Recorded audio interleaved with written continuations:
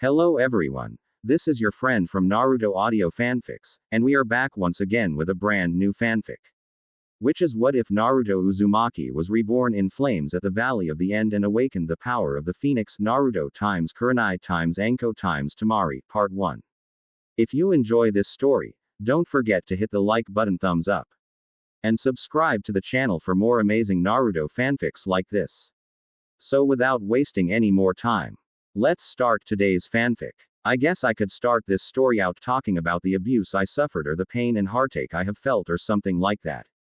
Well, I won't. Instead, I will tell you about myself and my unique situation. There have only been a few people in all history who are like me. When I say like me, I don't mean the vessel of a tailed beast or the son of a cage or even the plague of the village. No, when I say people like me, I am talking about something the world has forgotten about. A being who has the ability to change. Now you may say everyone can change. Well, that would be true if the change is just something simple like a weight, where you live, who you hang with, who you love or hate. That is not the change I am talking about. Perhaps it would be best if I started with what know and then explain what you don't know. You all know how I was tricked into stealing the Forbidden Scroll and put on Team 7. You all know I went to Wave and saved the country. You all know about the Chunin exams and the fight at the Valley of the End. But that is what you truly don't know. That event changed my life forever. Ironic. Sasuke said he wanted to cut all bonds. If he knew the bond he truly cut that day, he would kill himself. After he stabbed me in the chest with a Chidori, he caused my body to die originally. As I was laying there, Kyuubi did something no one would ever think a demon could do. He cried. In that moment, the evil that had consumed him for 10,000 years was broken. In that moment, when the Shinigami came to take our souls, he made a deal with death. Let me tell you about it. Flash Kyuubi cage. Naruto was leaning against a wall, feeling his spirit leaving his body. He was tired. Tired of the pain and tired of the loneliness. Tired of the hate and tired of being tired. A white light appeared and a spirit in a black robe descended from the ceiling and said, "It's time, mortals." A sob sound was heard and both the figure and Naruto looked over at the cage and Kyuubi said, "I want to ask you something, Shinigami. Do you have the power to bestow the heavenly powers?" The Shinigami said, "Yes, Kitsune." "Why?" Kyuubi said, "I offer you a trade. You know the seal won't take me and I will be freed within 20 years. The Shinigami said, "Yes, I know, not enough time has passed for it to take you fully. What do you care?" Kyuubi said, "I will give myself for a trade. You know you won't have to take another soul for 100 years with mine and can take a vacation and let the others take your place during that time. In exchange, I ask for a few things." The Shinigami said in a neutral tone, "That would be." Kyuubi looked at Naruto and said, "The kid here. You know what his life has been like because of me. I want to repay him for giving me something I have not had in 1000 years. Hope. To repay him, I want him to keep my power, but I also want him to have the heavenly power of Phoenix." The Shinigami looked at him and said, "Why do you want this mortal to have that power?" Kyuubi said, "No matter what, the kid will have humans trying to kill him because of me, even with me gone. So that is why I want him to have my power. The Phoenix power is so he can correct the mistakes of humans. I think he is worthy because he has a pure spirit." The Shinigami looked at Naruto and said, "I can give it to him, but he will not be able to go back to birth. I will set it up so he can't go back before the age of 5. To keep this power and be able to use it, Aegean, he must save one life for every time he goes back. If he goes back, he will have to start from the same day every time. He must try and make the best life he can because he will be judged off of that life when he gives up the power." Kyuubi said, "Very well. I agree to those terms." Naruto looked at what was going and tried to speak but did not even have the energy to speak. The Shinigami said, "You will train him also, Kitsune, to properly use your powers. So I won't be taking you soul yet. You will have to explain a few things to him, including his family. Do you agree?" Kyuubi said, "Yes." The Shinigami said, "Good." And drew his sword and walked to Naruto and stabbed him in the seal on his stomach and then pulled it out and said, "You will rise from the ashes of death to correct the wrongs you deem worthy to correct. You are now until the time you decide to release this power, the Phoenix." And placed the sword on Naruto's forehead, causing him to scream out in pain as the emblem of a phoenix appeared. The next thing Naruto saw was red flames and he woke up in his apartment in his bed and was 5 years old. This day would be his focus point until he deemed his life worthy. I began my training under the Kyuubi and I learned some lesson, but I had yet to make it past the valley of the end. The 3 times I have gone back today started my 4th time. Naruto blinked and sighed, looking up at the ceiling and said, "So it begins again." He got up out of bed and went through his morning ritual. He quickly got dressed in his hideous orange suit and left his apartment. First stop, the Hokage office. Naruto took about 30 minutes getting across town to make it to the tower, but not before pushing a civilian out of the way of a falling plant. He then snuck past the 2 guards at the mission room. He walked into the lobby of the Hokage's office and used a simple henge to look like Asuma and said, "Is Dad in?" to the secretary. She blinked and said, "Of course Asuma. Go on in." Asuma nodded and said, "You might want to hold his appointments. This is going to take a while." The secretary nodded and Asuma walked into the Hokage's office and the third looked up, and after Asuma closed the door he said, "Who are you?"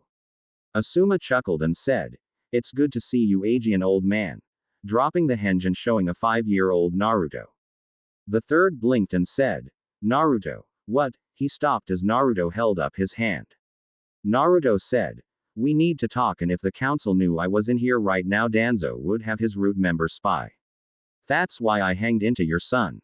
The third nodded slowly and said, "What's so important that you would need secrecy, and how do you know henge?" Naruto sighed and said, "May I?" motioning to the chair. The third nodded and Naruto sat down and said, "This is a long story, so I already told your secretary to hold your meetings. That was your suggestion from before when I came back." The third said, "I never." He stopped when Naruto held up his hand. "Aegean." Naruto said, "You never told that to me in this timeline. To make a long story short, and so you know this is not one of my simple pranks, let me tell you a quick story that only you know the whole truth. If I can do that, then I will also explain the rest. It's the least you could do for the son of Arashi Kazama and the vessel of Kyuubi no Kitsune," he said with a smirk. The third blinked and paled and said, "How?" Naruto said, "It's best to start from the beginning, or as ironic as it is, the end or the valley of the end. I was dying from a Chidori from Sasuke Uchiha. I did not believe my teammate would actually do it, so I powered down my Rasengan, but with the curse seal he had from Orochimaru and his desire for revenge against Itachi, he killed me.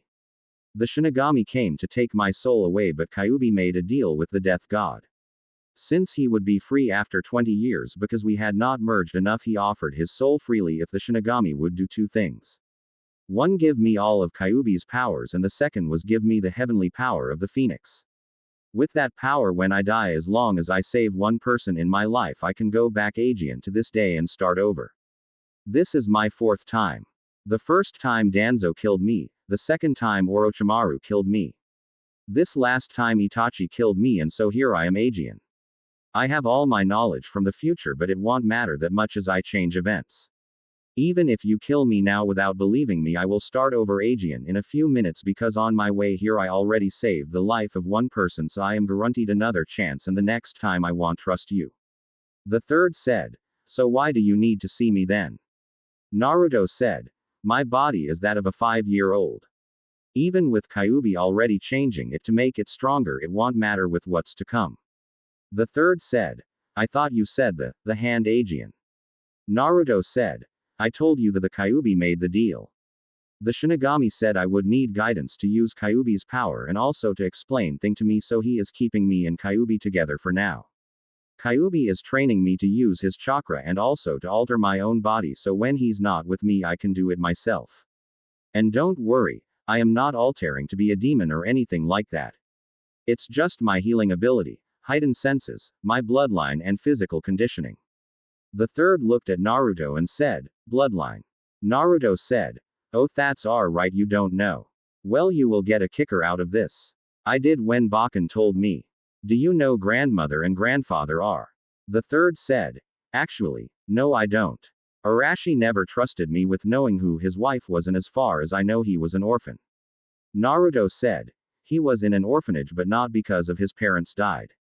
They are both alive and you actually know them.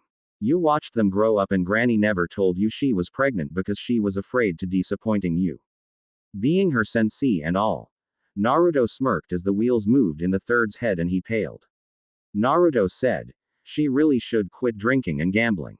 But if she did that, then her and grandfather never would have had dad. The third said, who was he? Naruto said, you have his book in your drawer under a genjutsu. The third chuckled, knowing exactly who then, and said, that is hard to believe that those two actually had a thing.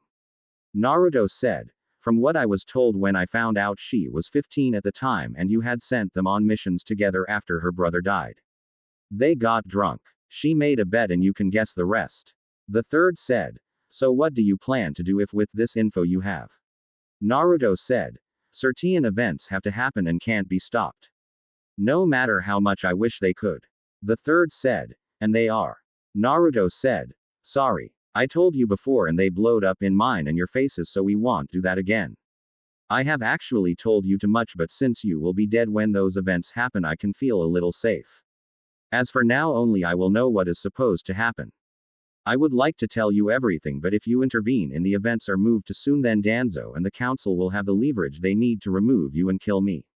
The third sighed and said, is there anything you could do? Naruto thought for a moment and said, actually yes, but it will take time and I don't know how you can do it, but our ally Suna. Strengthen the bonds between our village. It will make things easier later. If you have to arrange a marriage. The Cage has 3 children, Tamari, Konkuro and Gaara. The first 2 would be good for a political marriage maybe, but not Gaara.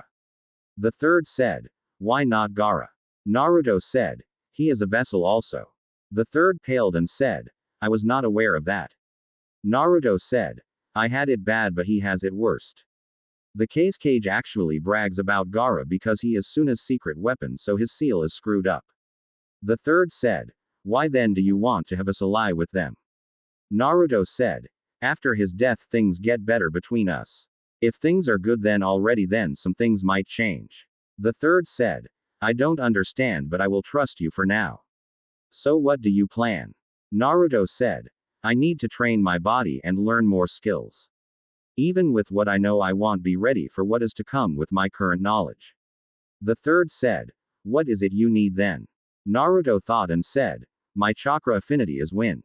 I know Kage-bunshin, Rasengan, Henge, replacement, summoning, though I need to sign the Toad contract again. My Taijutsu knowledge is good but my body can't handle what I know yet. Kenjutsu is something I want to work on. Maybe I can get a new chakra control exercise beside tree climbing and water walking. That's my best skills. The first time I came back and died at 7. Then I died at 9. Then I died at 12 Aegean because I made Orochimaru afraid of me. The third said, well, I might be able to get you a Kenjutsu teacher and a chakra control exercise, but it will take time. Naruto nodded and said, as Anko in the village. The third paled and said, what would you want with her? Naruto said, I want her to teach me her fighting style. I know all about her and Orochimaru's past.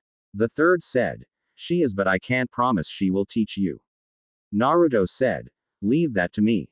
If you hear explosions from the forest of death, don't think anything about it. The third said, why is that? Naruto said, I need to get her to train me, so what's the best way to impress a sadistic bloodthirsty nympho? The third said, do I want to know? Naruto said, you make her submit. The third said, but you are only 5. How can you make her submit? Naruto said, only physically, and Kyuubi can fix that. I am closer to 25 mentally. Also, you don't train under Erozanin for a total of 5 years and not learn a few things. The third said, I don't want to think about it. Naruto said, good. CYA. And started toward the door. The third said, don't you need some help? Naruto said, just work on getting the Kenjutsu and the chakra control exercise for me. Work on Suna also. I will work on the rest myself for now. And changed back to Asuma before walking out. The third sighed and said, I am getting too old for this shit. Asuma walked back in and said, oh, before I forget. Do you know Kage-bunshin? The third nodded and Naruto said, enjoy the paperwork, professor. And walked out. The third looked confused and asked, why would he need to know if I knew Kage-bunshin and told me? Damn it. And he hit his head on the table. He looked up and at the Hokage monument and said, you could have told me that's how you did it, Arashi. Naruto chuckled as he left the tower and cut down an alleyway still disguised as Asuma and started to release the henge only to be pulled into a kiss from a very good-looking Kurenai. Naruto, making the most of the situation, returned the kiss and took control of it before breaking the kiss and saying, "You know. For someone who was the Genjutsu mistress of Konoha, you need to learn to detect a henge." And he started to walk away only to be pushed against a wall with a kunia to his neck. Kurenai looked at him and said, "Who are you two?" Mph. She was stopped by having the position switched and having her lips engulfed into another passionate kiss. At first she tried to struggle, but after a few moments she gave into the lust and dropped the kunia and closed her eyes, enjoying the moment. Suddenly the presence left her lips, and when she opened her eyes all she saw was Asuma smiling, and he said, "Age is not the only way to learn about love. Also, you don't have to always be afraid of being hurt. Enjoy your life, Sensei Heim," and was engulfed in a swirl of flames. Kurenai blinked and looked around, trying to detect the person who was here a moment ago.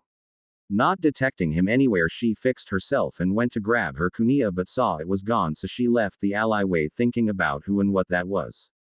Anko was sitting on the wall of the forest of death eating a dango and was making a design of a snake with the sticks when she jumped to avoid a kunia. Anko landed and looked around and said, "Who are you?" A chuckle from the fence said, "A snake should always beware of a predator." Anko looked up and saw a man with blonde hair and about 6 foot tall standing on the fence. Anko said, "Who are you?" The man chuckled and said, "If you can catch me and make me submit, I will tell you what you want. But I will also be hunting you." And he jumped into the forest. Anko looked around, not sensing anyone else, and jumped up and over the wall, beginning to hunt. Naruto thought, "Hugh, you better start pumping you chakra into me. This is going to talk a lot out of me."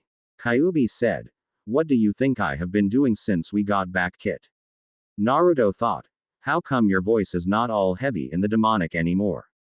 Kyuubi said, "My hatred is gone, and with it so is the malice in my voice." Naruto was about to think something but jumped away to avoid a snake jumping out of the ground. Naruto snickered and said, "You have to do better than that." Naruto felt a presence behind him and felt someone grab him and heard, "What was that?"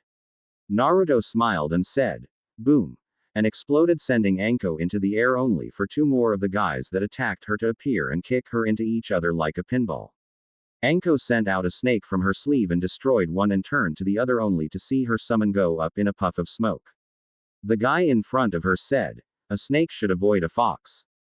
Anko looked confused, but the guy in front of her eyes turned red and then his nails drew longer and suddenly he charged and took a slash at her, which she ducked but did not have time to react to miss the underswipe that cut the top of her shoulder and her coat and shirt. Anko looked at her wound and saw it was just a small cut and grabbed a little blood, licking it to try and intimidate her opponent. The guy in front of her said, "Gotcha," and went up in a puff of smoke. Anko looked around and started to move, but then she heard it. Doden. Yomi Numa, Earth Release. Underworld Swamp, and a swamp appeared under her and she tried to get out but was not able to because she saw the guy who attacked her was still channeling chakra into the attack and she was being drained of all of her chakra. She said, "What do you want?" Panting. Naruto said, "I want you to train me to kill Orochimaru." Anko blinked and said, "Then why did you attack me?" As she fell to her knees. Naruto, still holding the jutsu, said, "I knew you would say no. I needed to impress you enough to do it. Unfortunately, I guess my body is not strong enough yet to do it." And he released the jutsu and collapsed on the ground, dropping the henge and turning back into his 5-year-old self. Anko blinked and said, "You got to be shitting me." A groan made her look down and saw the little blonde hair boy. The boy looked up and said, "Hello, Anko." Anko looked at his face and saw the whiskers and said, "So what was that about?" Naruto said, "Like I said, I want to kill Orochimaru. To do that I need to know how he attacks. I know you were at one time his student, so I figured with you hating him also I could get you to help train me." Anko looked at him and said, "How do you know that, kid?" Naruto said, "I am older than I look. I know a lot more than that. I also want you to know I can fix that." Pointing to the curse seal on her neck. Anko instinctively rubbed her neck and said, "How can a little kid do what no one else can't?" Naruto said, "You know what I am. You also know what is inside me. I know how to use his chakra to heal my body, and I also know that I can destroy level 1 curse seal as long as the person does not fight it. Anko looked in thought and Naruto said, if you want we can go to the Hokage's office to do it if you don't trust me. Anko seemed to think it over and said, what can you give me as proof? Naruto said, my life. Anko blinked and Naruto said, you can summon snakes.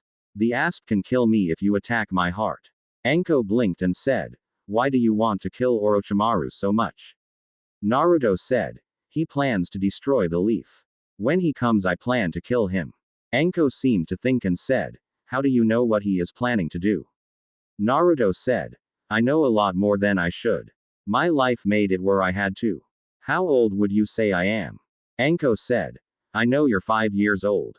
Naruto snickered and said, it's good to be underestimated. Physically yes though Kurenai will probably kill me later for the kiss but mentally is another story. Anko said, that's a good story and all but why should I believe you? Naruto smiled and said, let's say me and you were friends in a previous life.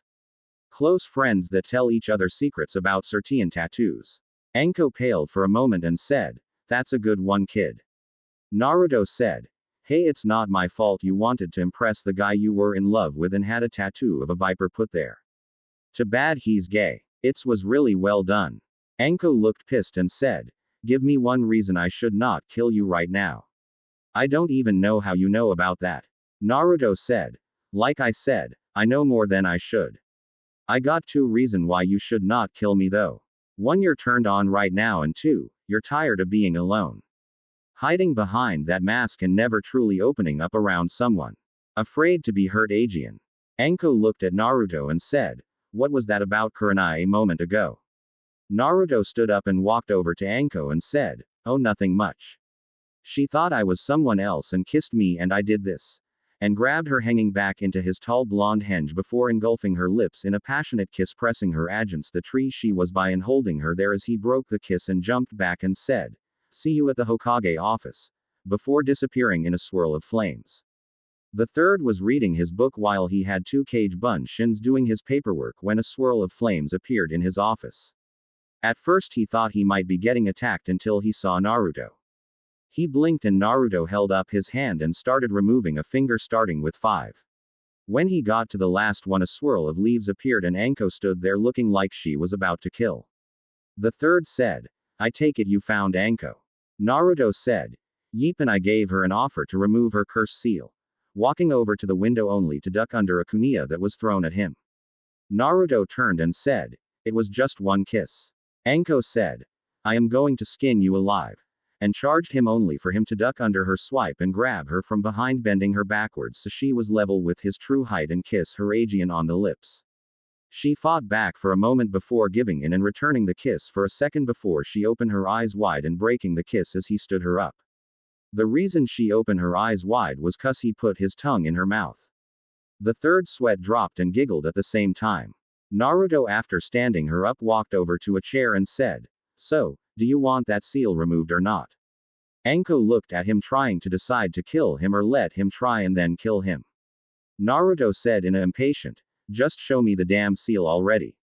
I have other things I got to do today besides convince you to teach me. I need to find Kakashi, steal his book to get him to teach me mist jutsu. Piss off the civilians, buy me some weapons. Everyone in the office looked at him sweat dropping. Anko blinked, the third blinked, the 2 clones blinked. Anko said, exactly who is this little shit? The third ignored her and said, how are you planning on buying weapons when you should not have any money? Naruto snickered and said, well I have 3 ways to do it. 1 I can go to my family estates and open the vaults. 2nd I could have you give me some money. Or 3 I could do this. Walking over to the picture of the Yondiame bit his thumb before putting it on the picture. The picture started to morph and change and then suddenly a safe appeared and it opened. Naruto put his hand in and pulled out a few scrolls looking at them, tossing one to the third and said, I got about $1 billion here to play with. Anko looked at the third and said, did I wake up in another universe or something? I need a drink. Naruto said, wait till I remove the seal and I will join you. The third sighed and said, after you remove her seal will you leave me alone today? I feel like I need to retire or kill myself. Naruto said. You still have other things to work on, remember? The third sighed and said. I think I liked you before. Naruto sighed and said. I guess I am a little high-strung. Who wouldn't when your best friend and teammate tries to kill you?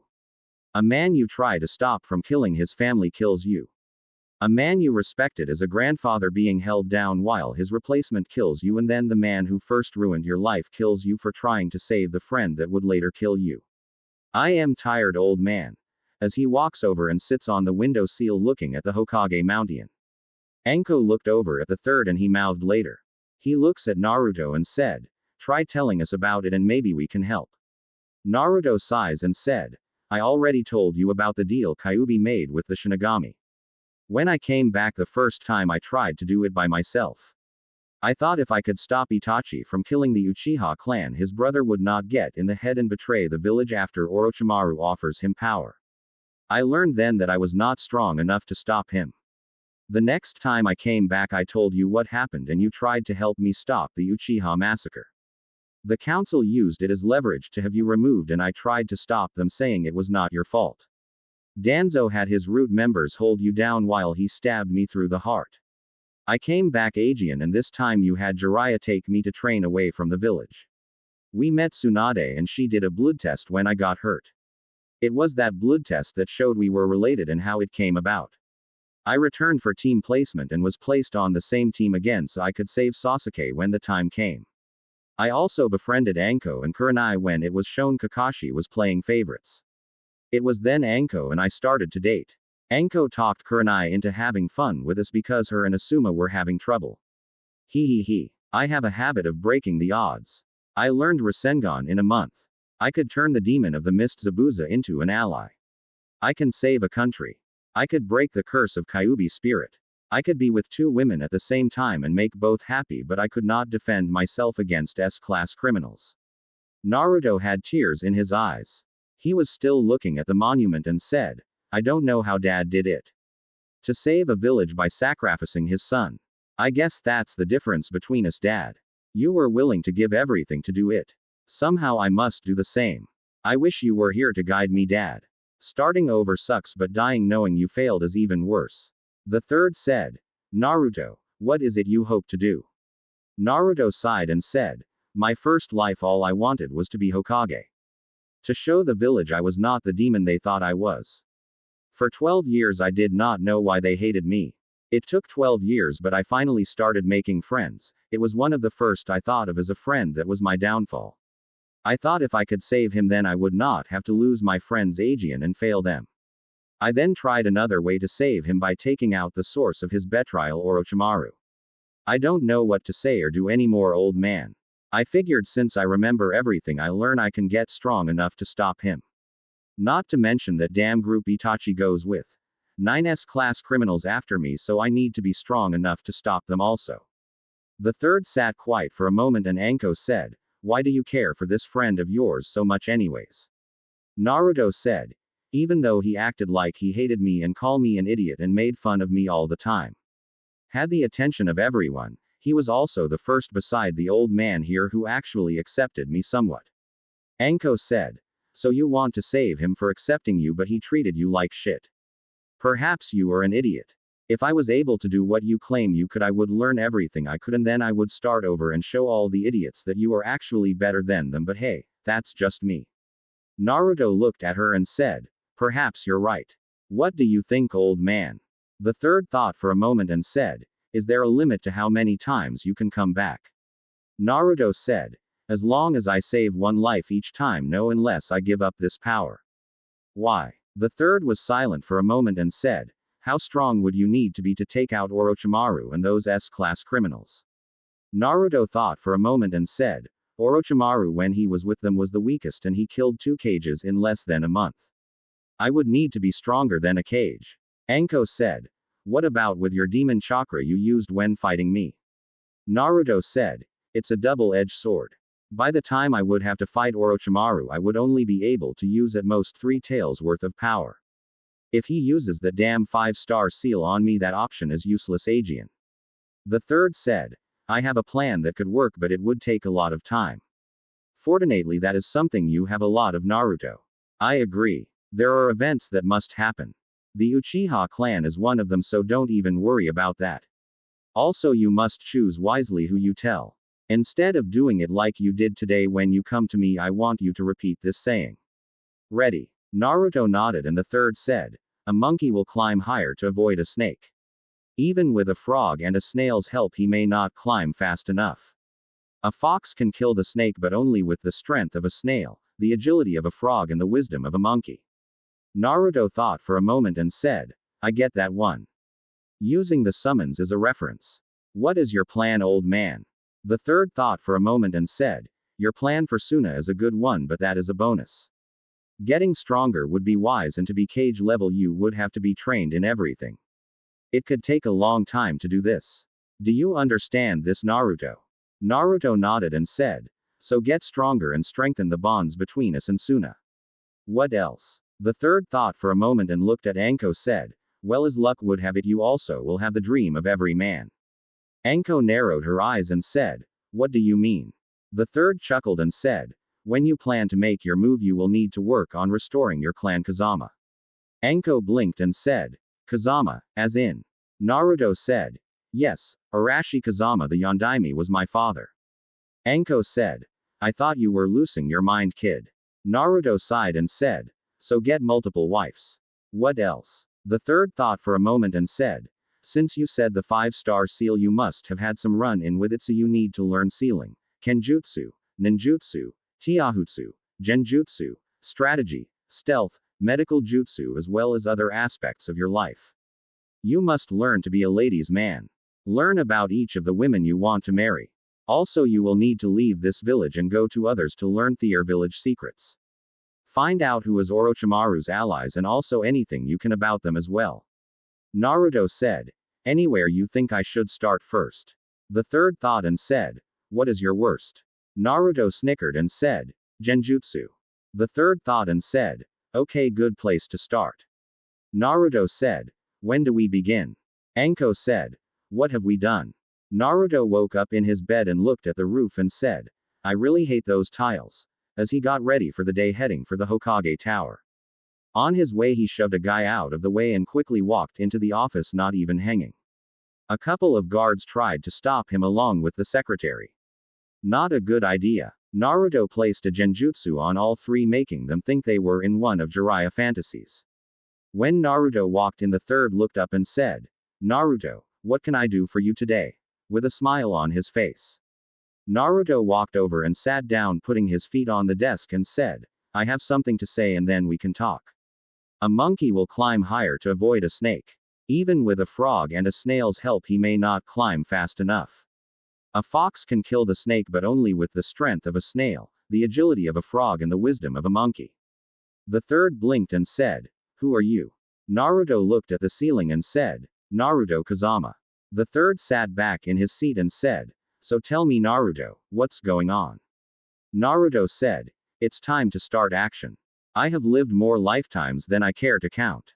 If you added all my years together, I would give the fox a good run for his money and age. I won't tell you why or how, just know that you might want to let everyone know who I really am. Kyuubi's dead though, so don't feel bad about it. The third blinked and said, can I see the seal? Naruto snickered and raised his shirt, saying, what seal? The third said, how strong are you? Naruto thought for a moment and said, more than enough for what I need to do. The third said, so what do you plan to do? Naruto said, how are things between Suna and Konoha? The third said, strained. Why? Naruto said, he has a daughter named Temari. Arrange a marriage with her and the son of a Kage. The third said, why would I do that? Naruto said, once the council finds out who I really am and my bloodline added to the fact Kyuubi's dead, they will jump at the chance to initiate the clan resurrection laws. The third thought for a moment and said, what bloodline? Naruto said, give me a moment and I will activate it and show you. And closed his eyes, and the third felt Naruto's chakra go up and after a moment died down. Naruto then started forming Han seals and walked to a plant on the side of the room and said, growth, and a plant suddenly grew 3 feet tall. Naruto turned and said, long story short, Dad is not the only Kage blood I have. The third blinked and said, I think that this might be a good idea. But what do you plan to do? Naruto said. I don't want you to make it public knowledge who I really am yet. The third blinked and said. Why? Naruto said. I want to prove some stuff to people. I also need some others to underestimate me and those who think I am Kyuubi to still hate me so when the time comes I can stop them. Until then I want you to keep it a secret. The third said. What exactly are you going to do? Naruto said. Train my body. The third said. What exactly does Orochimaru have to do with this Naruto? Naruto said. When the time gets closer my friend you will know. I can't tell you without screwing things up too much. Oh, keep everyone but Anko away from the forest of death. As he headed toward the door. The third said. Why Naruto? You got to give me something. Naruto said. I am going to live there. As for giving you something, how would you like to spend more time with your grandson? The third said. I would love to but. Naruto looked at him and said. Enjoy your life my old friend. Use Kajbunshians to do paperwork and have a good life. I will try to stay out of your way and not cause trouble for you until it's time. The third said. Naruto. What do you plan to do? Naruto said. I will be training. The day my age group is supposed to take the finals for the Genin test put me as a new student. I will be back then. It will look like I am gone until then. The third said. Naruto wait. I am sorry. Naruto smiled and said. I promise you my friend. When the time comes the years you protected me will be restored and I will save everyone I can. Just get that marriage to Tamari set up and don't tell them anything about me except I am the last of my clan with a bloodline. The third nodded and Naruto walked out. He quickly changed into Asuma and headed toward the alley only to be grabbed by Kurenai Aegean. 10 minutes later he left the alley and said, till we meet Aegean beautiful Senseiheim. After that he was not to be seen by anyone for almost 7 years. Time skip 7 years. The Academy. Iruka sighed as he read the note the Hokage sent him this morning. Apparently a new student would be here for the finals today. He refused to tell the name but said he would be unique. He looked at his class and someone knocked on the door. He went to the door and said, Can I help? He stopped when he saw the figure standing there. The figure was nearly 5 feet 10 and 160 pounds. He had a pair of black pants on, a sword on his left side. A black vest unzipped except the very bottom with no shirt underneath. Blonde hair that was trimmed to where it was only about 2 inches tall and spiky. His eyes were blue but had a small red ring and slitted pupils. He had scrolls all over his vest as well as what looked like seals on his hands. He had a shuriken and 2 kunai holsters on his legs. You could see his chest and it was what could be described as one word. Ripped. The figure said. Yes. The Hokage said I was to take the test today. Iruka blinked and said. Yes, what is your name? The figure smiled and said. Naruto. Iruka wrote that down and said. Naruto. Naruto said. Uzumaki. Iruka's sweat dropped and then paled dropping his pen before he said. Right. Anyways find a seat. Naruto nodded and walked to the back of the class ignoring the looks he was getting. He sat down and Iruka said, Okay class. To become ninja you must pass this test to show you are ready. When I call your name please come to the other room to test. And so they started to take the test and then it finally came to Naruto's turn. Naruto walked into the room and the Mizuki said, Don't I know you from somewhere kid? Naruto looked at Mizuki who was away from Iruka and channeled chakra into his eyes and changed color to red and then disappear returning to normal and said, I've been around. With a smile. Mizuki pointed his finger and Naruto said, So what's the test? Iruka saw Mizuki pointing but did not know why and said, Do at least 2 bunshin. Naruto said, Can it be any kind? Iruka said, Sure. Naruto just nodded and 5 kage bunshin and Iruka blinked and said, You did not use hand seals. Naruto said, Nope, and grabbed a headband before leaving to join the others. After he was gone Iruka said, What's wrong with you Mizuki? Mizuki said, It's the Kyuubi brat. Iruka said, I know it's him but why are you freaking out? Mizuki said, I know what I saw. It's him. The Kyuubi. Iruka sighed and said, I think you are crazy or something. I mean it's been 12 years and nobody has died and I am giving him the benefit of the doubt. Besides the Hokage knows he's here. Why else would he tell us he was arriving? Mizuki said, He was waiting to kill us. Now he's back and I am sure he is ready to do it. Uruka sighed and said, we can't do anything about it now. Let's go finish our job. Mizuki sighed and then followed Uruka to class. When they got there, Uruka said, well done. All of you who pass come tomorrow to be assigned your team. And started to leave. Naruto waited until everyone left, then he left as a swirl of flames. In the Hokage office, the third was sitting looking at the people he chose to be senseis for this year's Genin. Asuma, Kurenai, Kakashi. The third sighed and started to say something when a swirl of flames appeared in his office and everyone jumped back, never seeing someone arrive like that, and the figure standing there said, thanks old man for keeping the place going. I am back. The third chuckled and said, welcome back. It's been too long, Naruto. Naruto looked at the ones there and said, you ready for the real fun to begin, old man? We have less than 6 months before the village will be attacked. Everyone in the room tensed and the third sighed and said, so you ready to talk? Naruto sighed and said, it's good to see you all, Agi and Kakashi, Asuma, Karaime. Everyone looked confused and Naruto went to the window and said, can you get Ibiki and Anko? When they get here I will tell everything. The third nodded and ordered the two to come. While they were waiting, Kakashi said, how do you know who we are? Naruto said, Sharingan Hitaki Kakashi, Junin, student of Arashi Kazama. Said to have copied over 1000 jutsu. Only original jutsu, the Chidori, hurts like a bitch, summons dogs. Asuma Saratobi, son of the third Hokage. Wind manipulator and one of the Firelord temple guards. Specialty trench knives and hand-to-hand combat. Yuahi Kurenai, Ice Queen of Konoha and a great kisser, Genjutsu mistress. Favorite attack is the Trebend of Death. Age 20. Favorite color is blue and favorite flowers are jasmines. Has a birthmark on her right butt cheek. Previous relationship are with Asuma and Anton. Both ended, but you still date Asuma every now and then when you get lonely but hate his smoking. Kurenai was bright red and Kakashi and Asuma both were giggling. Just then both Ibiki and Anko arrived and Naruto turned to them and said, Ibiki, head of interrogation and torture division of ABNU, specialty, mental torture. Brother Idate who went missing when he was tricked into stealing the Rajon by Awa. Current location. Tea Country. Anko, apprentice of Orochimaru, summons snakes, has a curse seal of earth on her neck. Makes everyone thinks she has a blood fetish, but it's a self-defense to intimidate people. Also a great kisser. Has a tattoo that no one besides her and the person who put it on has seen. It is actually a really well done one. And he dodges a kunia. The third chuckled and Anko said, okay kid, I don't know who you are and how you know this stuff about us, but you are going to tell us now or I will kill you myself. Naruto chuckled and said, I am sure all of you have basically the same thought in your mind. Don't worry, I will tell you now.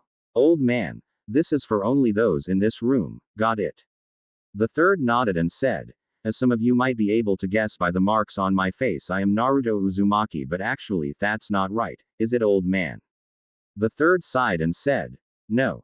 Naruto said, Kakashi, you more than anyone in this village should have been able to tell who I really was. Kakashi said, why is that, Naruto? Naruto said, I am hurt. You would think my own godfather would know me. Kakashi blinked and looked at Naruto for a moment and then his eye got as big as a silver dollar and he looked at the third and said, you told me he was dead. This got everyone's attention. Asuma said, what are you talking about? Naruto said, look at the picture behind you, Asuma. Everyone turned and looked at the picture and then back at Naruto. Ibiki chuckled and then laughed hard and said, are you saying that? Naruto said, Kazama, Naruto Kazama. As everyone got it, they gasped in disbelief. Naruto said, okay, now that the minor stuff is out of the way, we have a war to prepare for. Old man, did you get Suna like I asked? The third nodded and said, yes. It costed us some, but I got her for you. I still don't know why though. Naruto said, as you all know, the Chunin exams will be held in Konoha this year. During the exams, as long as I have not changed things too much, but with not stopping the Uchiha massacre and my disappearance 7 years ago, everything is pretty much the same. During the exams, Orochimaru himself will infiltrate the village and attack Team 7 under Kakashi and give Uchiha Sasuke a curse seal of heaven. When the finals of the exam arrive, the Sound Village, which Orochimaru is the Otokage of, will attack. Originally it was with the help of Suna. If I did not stop the Kage's son Gaara, we would have lost that battle. Ibiki said. How do you know all of this and how come you talk in the past tense? Naruto said. Originally at the end of the battle the third was dead. Jiraiya, who trained me after Kakashi abandoned me to a less than adequate teacher, took me as his apprentice and we went and found my grandmother Tsunade to come back to be the Gondiame Hokage. Everyone paled and Naruto walked to a plant and said, I see you replaced the last one. And went through some seals and said, growth. And the plant jumped 3 feet in height. Naruto turned around and said, anyways. With Sasuke already being borderline insane because of his brother, compounded by the fact of the cursed seal and Itachi coming to the village to kidnap me for the Kyuubi, he betrayed the village and left with Orochimaru personal bodyguards. Kakashi, I don't care if it kills me and I have to start over Aegean. You teach that little asshole Chidori Aegean, I will shove a Fuden race shuriken up you. Asuma said. What is that attack? Naruto said. The final form of a Rasengan. Kakashi fell to the ground and said, impossible. Naruto said. Not for me. It's a Rasengan with wind manipulation added to it. Anyways, long story short, Sasuke killed me with Chidori. Shinigami came to take me, but because Kyuubi had not been in my body long enough, he would have been back in 20 years. Kakashi said. But the seal. Naruto stopped him and said, was designed to give me all of Kyuubi's power over my lifetime. If the villagers would have killed me the day of the sealing, Kyuubi would have been back in less than a year. You're lucky the old man here was so adamant about keeping me alive. Anyways, when the Shinigami came to take me, Kyuubi made a deal. A side effect of the seal was he felt everything I felt, so all the sadness and loneliness changed him. Kyuubi's deal was to give his powers to me, and Naruto stopped and hanged into a ABNU and the doors to the Hokage office opened and Mizuki came barging in. He said, Hokage, what's the idea of having that demon come into the academy and graduating? I am sure he is. He never got to finish as Kakashi hit him in the neck and Ibiki had him taken away. When the door closed and everyone settled down, Naruto changed back and said, sorry, could not let that traitor see me here right now. By the way, Ibiki, you might have ABNU keep an eye on him. I know originally he had me do it, but since I passed he may use someone else, but he's after the Forbidden Scroll. Orochimaru promised him power. You know, when his teammates suddenly died under mysterious circumstances. He was trying to impress the Hebatem at the time. Ah well, where was I? Now I remember. Kyuubi gave me his powers, and the Shinigami gave me the power of the Phoenix of Legends. Every time I die I am reborn to a day when I was 5 years old and remember everything that happens. I have had a lot of lives learning. Here in this village and others. The third said, if what you said is true, Naruto, then we have to. He stopped because of a massive amount of ki. Naruto said, that is why I did not tell you earlier, old man. If we start preparing, then Orochimaru's spies will find out and tell him. He has several in this village. Even with all my lives I still have not gotten to know all of them. The only course of actions is to set up for certain aspects. He has spies on the council, hospital, this administrative building, the academy, ABNU. Hell, I know Root has alliances with them, but it's next to impossible to prove. Danzo is someone I would love to kill. Anyways, I am sure you all have questions, so I will try to answer. Anko said, how do you know so much personal stuff about me? Naruto said, after the first few times of screwing up trying to stop the Uchiha massacre and Orochimaru without much skills, the third of a timeline asked me what I wanted to accomplish as a goal. I told my goal at the time, and the you of the time, because I wanted you to train me in the serpent style, told me I should work toward a life that would make me happy. After I found out who my family is, and was the third said, after I stopped Orochimaru and some others, that I would have to revive my clan with multiple wives. He said a side mission should be getting to know the real women who I might someday like to have in my life. One of my lives I helped you and Karaim emotionally and we dated some. Asuma said. Sound like more than dated. Naruto said, relax. I may know details of both the lovely ladies here, but I have never been past kissing. I refuse to go past that point until I actually get married. The reason I know about those embering details is you should not drink with someone who can't get drunk. Kurenai said, so you know about my birthmark because I got drunk and told you about it. Naruto said, actually no. You got drunk after Asuma was killed and you went into labor and I had to deliver it. That's how I know about your birthmark. Anko said. What about me? Naruto shivered and said. I know things about you that would make Orochimaru blush if he could and was not gay. The answer to is you wanted to kill me for stealing your dango and I learned a new variation of the hidden snake dance. Anko said. Really? Naruto said. All I will tell you is it involved 10 snakes, a pair of white panties and dying with a smile on my face. Anko said. I don't own white panties. Naruto said. Whoever said it was your panties? You tied me upside down with your snakes in the female ABNU dressing room but and made me watch you and another woman change for 9 hours. I had so many nosebleeds in that room that my regenerative abilities finally gave out and died from blood loss. Kakashi said. Amateur. Naruto did a sign and said. Harem jutsu. And 20 blonde women appeared sending Asuma, the third, Ibiki, and Kakashi flying backwards. Naruto then said. At least I did it from a real woman. I also don't need my grandfather's books to dream about a woman either. Naruto looked at the two women and suddenly realized that was not the best move. The only thing keeping them from killing him was the other men. Anko smiled evilly and Kurenai said, So. You think that you could make us some of your wife's huh? Naruto changed into Asuma and said, Sure Senseiheim, and changed back. Kurenai stopped in her tracks and stared blankly and said, That was you. Naruto said, You should check for a henge before grabbing guys in ally ways. Anko looked at the two and said, What's he talking about Kurenai? Naruto flames shushin across the room. Anko blinked and said. Kurenai blinked and said, What? Anko said. You remember me talking about the guy in the Forest of Death? Naruto said. I wish they would change the name of that place. I have lived there for 7 years and I am still alive. Kurenai blinked and said. You meant to tell me the guy who tricked you into a game of cat and mouse and then had you at his mercy and only kissed you before leaving was him.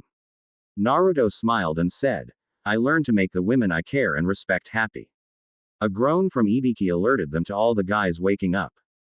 After everyone was awake, the third said, Naruto, I am classifying that as an S-rank jutsu. Naruto said, A rank. Jutsu is a B rank. Harem jutsu is an A- rank. Orgy is an S-rank jutsu. Anko said, What's the difference? Naruto said, Jutsu is just myself changing. The funny thing about it is thanks to Kyuubi I really do become female. Oh well. Harem jutsu is with clones. Orgy is a version where you have the females and also males going at it. The only people who I have ever encountered immune to it are Sasuke and Orochimaru, but since they are gay it does not matter. Kurenai said. Those jutsu are degrading to women. Naruto said. I have you know that they are no different from the advanced female ninja classes the unmarried older ninja have to take. As a matter of fact I had those classes and have broke up several prostitution rings with them, thank you. Kurenai blinked and gaped, trying to have a comeback. Ibiki said, Can you tell us anything we can prepare for? Naruto thought and said, A genin named Kabuto. He has failed the last 6 exams but he actually stronger than Kakashi. He is Orochimaru right-hand man. Secretly track his movements without alerting him. His detection skills are better than mine and mine are better than an Inazaka. He also has an advanced healing ability equal to my Demon 1. Speaking of demons, just so all of you know I do have his powers but he is gone along with the seal. The last time I checked old man I can hold up to 4 tails of demon chakra for 20 minutes before my body starts to destroy itself. Any longer and I suffer from chakra exhaustion and severe damage to my body. If I go any more tails worth then that I suffer the same fate and also I only have instincts then. I've sealed the rest away for now. It will probably take me 8 years to get to the last tail of chakra though. Kakashi said. How strong are you Naruto? Naruto said. With or without all the restriction I have on. Asuma said. Explain. Naruto said. I have gravity seals, chakra seals, physical weights, chakra weights. The sword on my side has about 1 tail's worth of chakra sealed in it that I can draw in battle if I need to. Everyone paled and the third said. How strong are you with the restriction? Naruto said. I could take on Jiraiya and win. Everyone paled even more and Kakashi said. Without. Naruto said with a straight face and no emotions, the entire Leaf Village and win without using Hiraishin no Jutsu. The third finally regained his color after a few moments and said, "How many jutsu do you know, Naruto?" Naruto closed his eyes and said, 2000 Kaden, 1300 Raiden, 900 Doden, 5000 Sweden, 1200 Fuden, 600 Medical, and 400 Kenjutsu. Not including the 40 styles of Tiahutsu and the 25 Kenjutsu styles I know. I can open all 9 of the gates also. If this chance fails when I go on the mission to Snow Country, I might go to the hidden village there and learn some snow and ice jutsu. I have mastered my wind affinity as well as my Sweden and Doden affinity. Until I had activated my bloodline, I was limited to wind only. I know and can use Kaden and Raiden jutsu, but they eat my chakra bad. Kakashi said, 9, but there are only 8 gates. Naruto said, in normal people, yes. I was once a demon vessel, so all the demon chakra I have in my body comes through the 9th gate. If I use it, I have unlimited chakra. However, I would destroy my body in a few minutes as I can't shut it off fast enough to save my life. Kurenai said, how's your genjutsu skills? Naruto said, I can use 10 genjutsu. No matter how much I try, that is my true weakness. I can detect them as long as they are not super weak ones. I can't cancel them by stopping my chakra. I can stop them with pain or using powering up chakra. Only problem is if I pulse my chakra, I will cancel all genjutsu in a 1-mile radius, both ally and enemy. At least I can fight Itachi's Sharingan now. Kakashi said, what do you mean? Naruto said, you know how he has the last level and how you have to kill your best friend to get it. When Kyuubi was teaching me to use his chakra, he taught me to manipulate my body with his chakra. Having been hit with that damn genjutsu of the Sharingans enough times, I can fight him in it, so instead of him controlling everything that happens in it, we fight for dominance. Sadly, of the last 20 times we fought in it, I only beat him 5 times. Maybe this will be 6. The third was rubbing his temple and said, okay, so what are you planning on doing? It obvious you are Sannin and probably Kage level. Naruto said, what I am going to do is advance in the ranks normal. Get some friends. Try to save everyone I care about. Kill Orochimaru. Stop 9S class criminals. Save 5 countries and settle down and have a family. Everyone looked at him like he was crazy. Naruto said, what? I will save Wave Country, Snow Country, Tea Country, Ricefield Country, and Waterfall. As for the 9S class criminals, they will come after me just like they will come after Gaara. They want to rule the world by using the tailed demons. Their plan has failed now since I don't have Kyuubi, but they can still cause a hell of a lot of damage with just 8 of them. If it was not for Orochimaru's immortality, just you he would be a. Ibiki said, immortality just you. Naruto sighed and said, that's why he is coming here besides destroying the Leaf Village and killing the third. He wants Sasuke because he has created a bastardized version of the Heavenly power I was granted, except instead of going back in time, he goes into another body that he controls. With the help of the curse seal and drugs he puts in the bodies, he could give me a run for the money for a while. If he gets Sasuke before Sasuke gets strong enough to fight it, he will be near impossible to stop. Kakashi said, then why don't we just train Sasuke to be stronger? Naruto said, it's not physical energy I am talking about. Sasuke, with the help of the Sharingan in some of my lives, was able to take over Orochimaru's soul, but only when Orochimaru waited till Sasuke was over 16 years old. If he takes it over before then, he succeeds. I don't know all the details, so I can't help you. The only options are: A. Stop Orochimaru during the exams. B. Kill Sasuke. C. Kill Orochimaru before he changes and destroy his entire body, or some of his followers know how to implant his soul into their bodies even after he is dead. D. Kill them both. There is no middle ground. Sasuke will betray this village for power. He won't be happy with getting stronger either. He wants power handed to him on a silver platter and will go to anyone who offers it to him. He has betrayed us to Iwa, Cloud, Rain, Sound. Hell, he even betrayed us for the S-class criminals his brother is a member of if they agreed to train him to kill Itachi. He will never stay in Konoha. He is treated as a god here and wants more. You know the old saying, absolute power corrupts absolutely. They were talking about Sasuke. Naruto sighed and giggled after a moment. Kurenai said, what's so funny? Naruto said, I just remembered. Danzo revolted in one of my lives and held Tsunade, who was the cage, as a prisoner by holding her assistant Shizune hostage. He forced her to have me banished from Konoha for breaking Sasuke Pinky when we brought him back to Konoha once. 5 of our ninja died, 27 wounded, and because I broke his pinky when I threw him on the ground on the council chambers floor, they had me banished.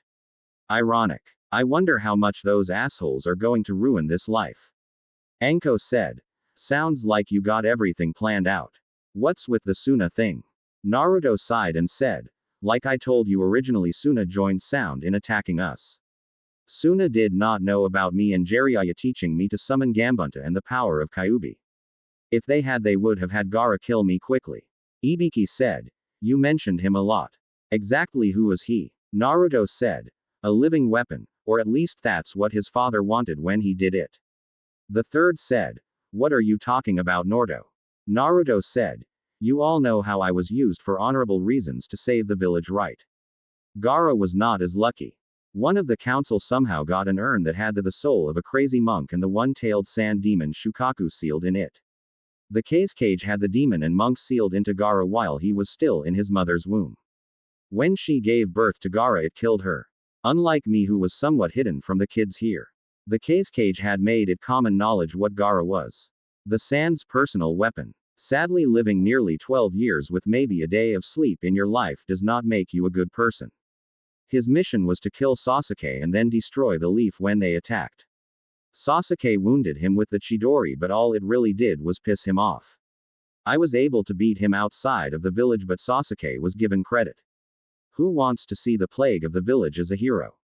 The third thought for a moment and said, then why did you want the arranged marriage to strengthen ties between us?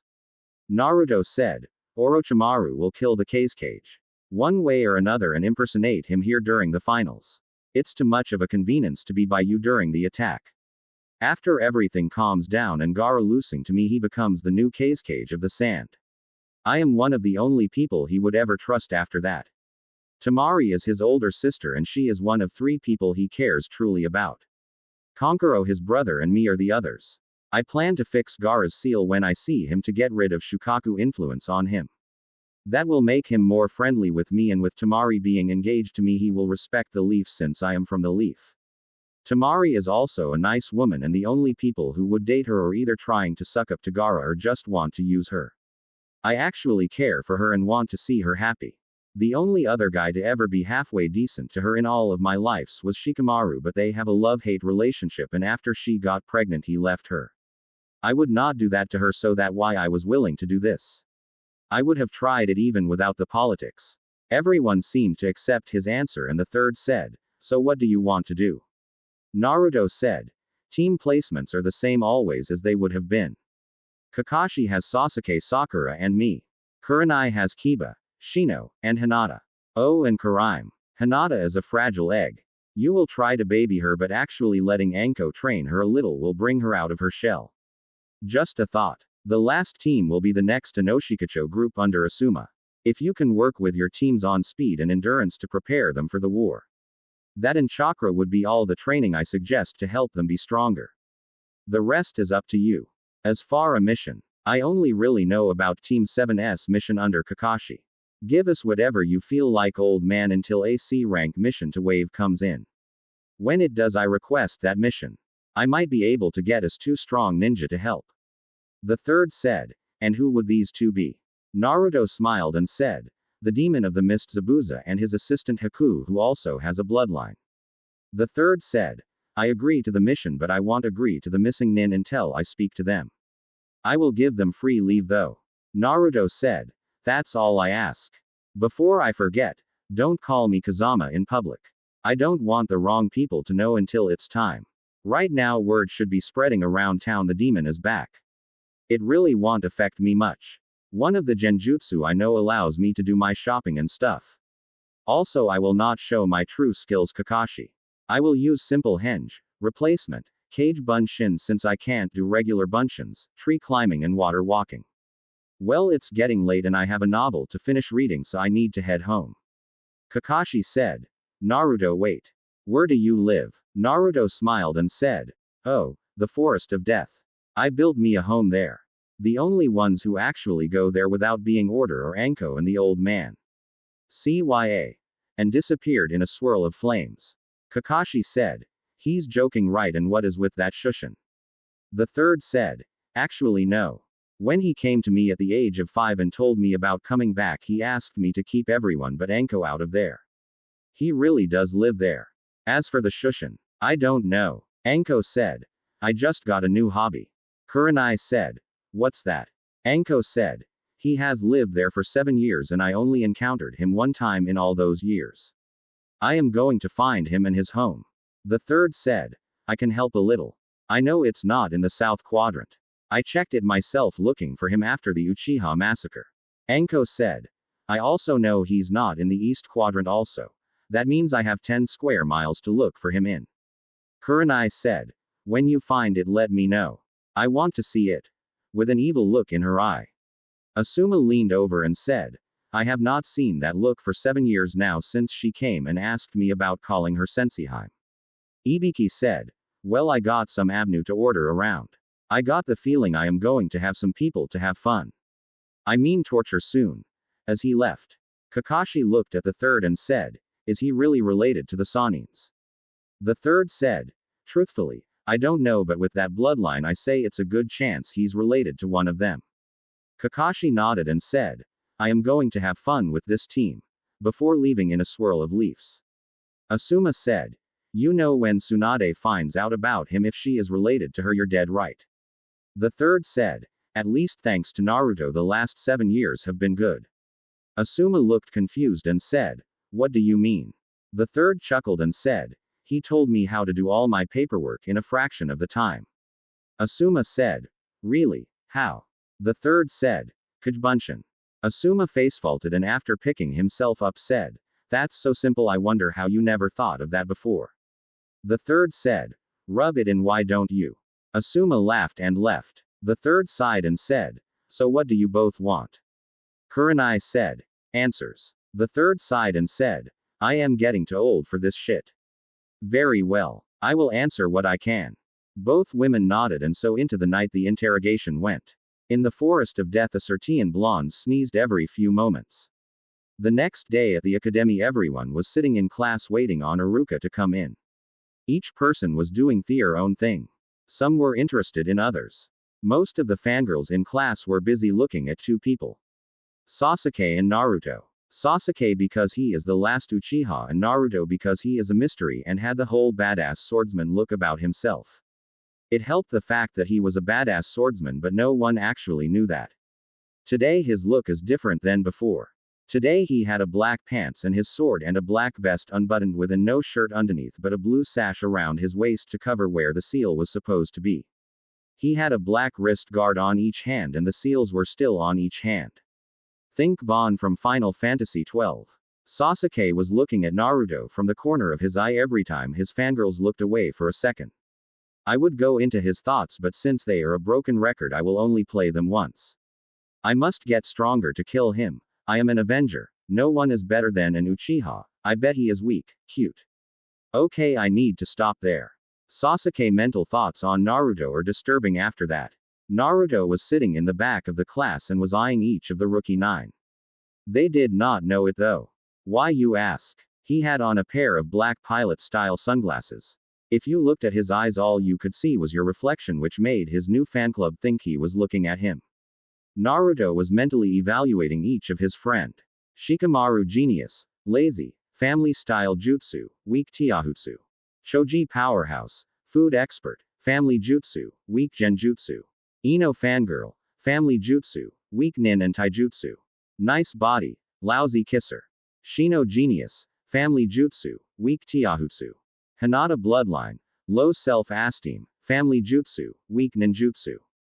Controlative possessive disorder. Want to control all life. Kinky. Kiba heightened sense, family jutsu, weak genjutsu.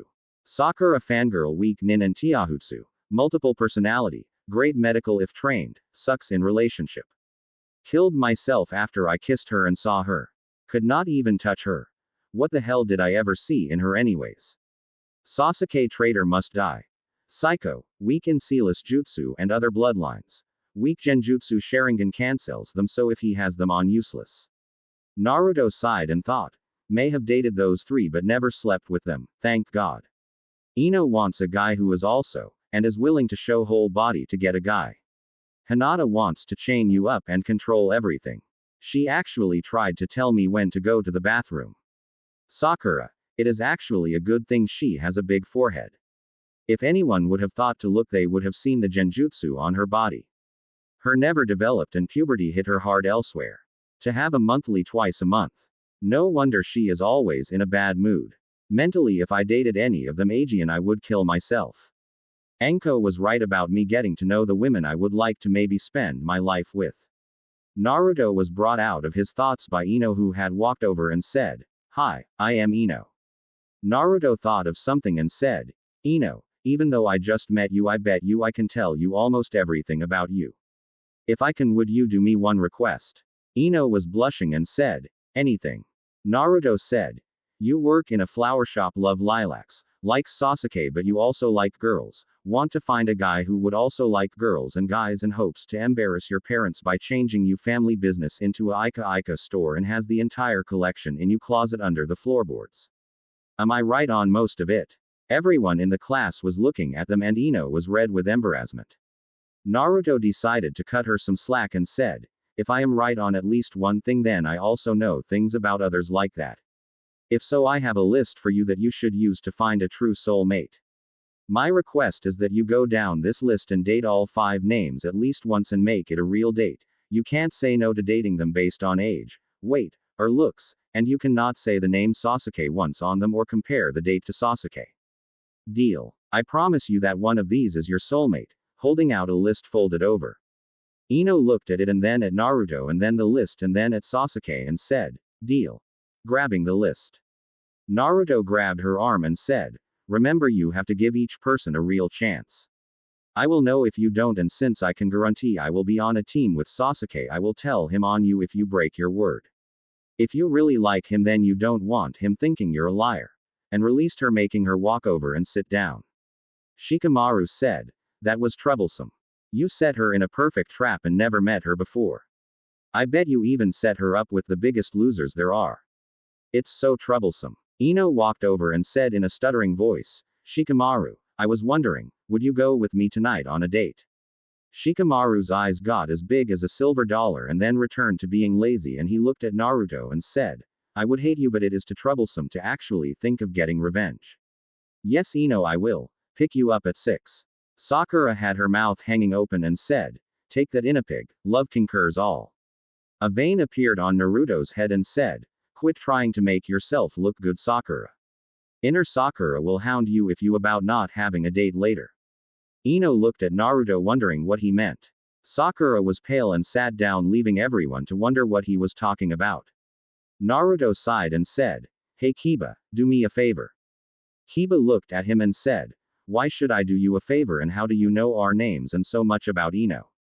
Naruto said, "Simple actually. I heard all of your names yesterday during the testing. I know so much about Ino because I heard her family business in town. As for anything else I know about her, that may or may not be true, as I can read people like a book. As for why you should do me a favor, I will owe you one later. After all, only thing I was going to ask you to do was deliver a scroll to your team sensei. I was told to give it to her on my way here, but I was too busy." Shikamaru said, "How do you know what teams we are going to be on and who our senseis are?" Naruto said, "Information gathering is important for a ninja, but truthfully I saw the list earlier when I was at the Hokage's office finalizing my ninja status and getting my picture taken for the records." Shikamaru said, "Troublesome. I thought I was the only one who saw that list." Kiba said, "Fine, I will deliver this scroll for you." "Who was it from anyways?" Naruto said, "All I remember about the guy was his last name started with a K. He said it was an apology for something and he did not know if he would get a chance to tell her face to face, and did not want to have hard feelings if he did not see her Aegean." Kiba said, "Alright, I want to call in that favor now anyways." Naruto said, "Alright." Kiba said, "Since we know nothing about you, tell us about yourself." Naruto said, "Fair enough. My name is Naruto. I am the same age as all of you. I am a sealmaster and have lived and trained on the outside of Konoha since I was 5 years old. I am engaged to one woman though I have not met her yet and I am one of the last of my clan. Shikamaru said. I never heard of a clan called Uzumaki before. Naruto said. That is not my real name. It was changed to protect me until I was strong enough to claim my real name. I will not tell you what it is no but I will tell you it is one of the founding clans of Konoha. Well Iruka's here so let's meet our teams. Favors filled Kiba. Thanks. And leaned back propping his feet up on the desk and waited. Iruka walked in and said. Okay, I want to congratulate all of you. Naruto raised his hand and Iruka said. Yes, what is it Naruto? Naruto said. Where is Mizuki-sensei? I was sure he would be here today. Iruka said. Mizuki is no longer with us. He was caught breaking into the Hokage's office last night. Apparently he was going to defect from the village. Naruto smirked to himself at that. Iruka sighed and said. As I was saying, the life of a ninja is not an easy one. You will face many trials and some of you may not be ready for what is to come. Anyways good luck the teams are as follow. Team 7 Sasuke, Sakura, and Sakura jumped up to say something but was stopped. Naruto said. Sakura stop insulting others. We need to work on our teamwork. Sakura shot him a glare and said. I bet we are not even on the same team. Naruto said. Team 7 Sasuke, Sakura and me under Sharingan Kakashi. Team 8 is Kiba, Shino and Hinata under Genjutsu Mistress Kurenai. Team 10 is Ino, Shikamaru, and Choji under Knight of the Firelord Asuma. Am I right Iruka-sensei? Iruka looked at the list and said. Yes but how? Naruto said. Like I told everyone earlier, I saw the list when I was getting my ninja status finalized and had my picture taken. Iruka said. Yes well I may not like the fact that Naruto and Sakura interrupted me but Naruto did finish my duties for me and also Sakura, I would have to say he also had a good point. You do need teamwork so don't insult others who might be on your team. Well one last time I would like to say good luck. Your senseis will be here shortly. Iruka turned to leave but Naruto yelled, Iruka. I have something for you. And tossed a scroll which Iruka caught and he said, what is it? Naruto said.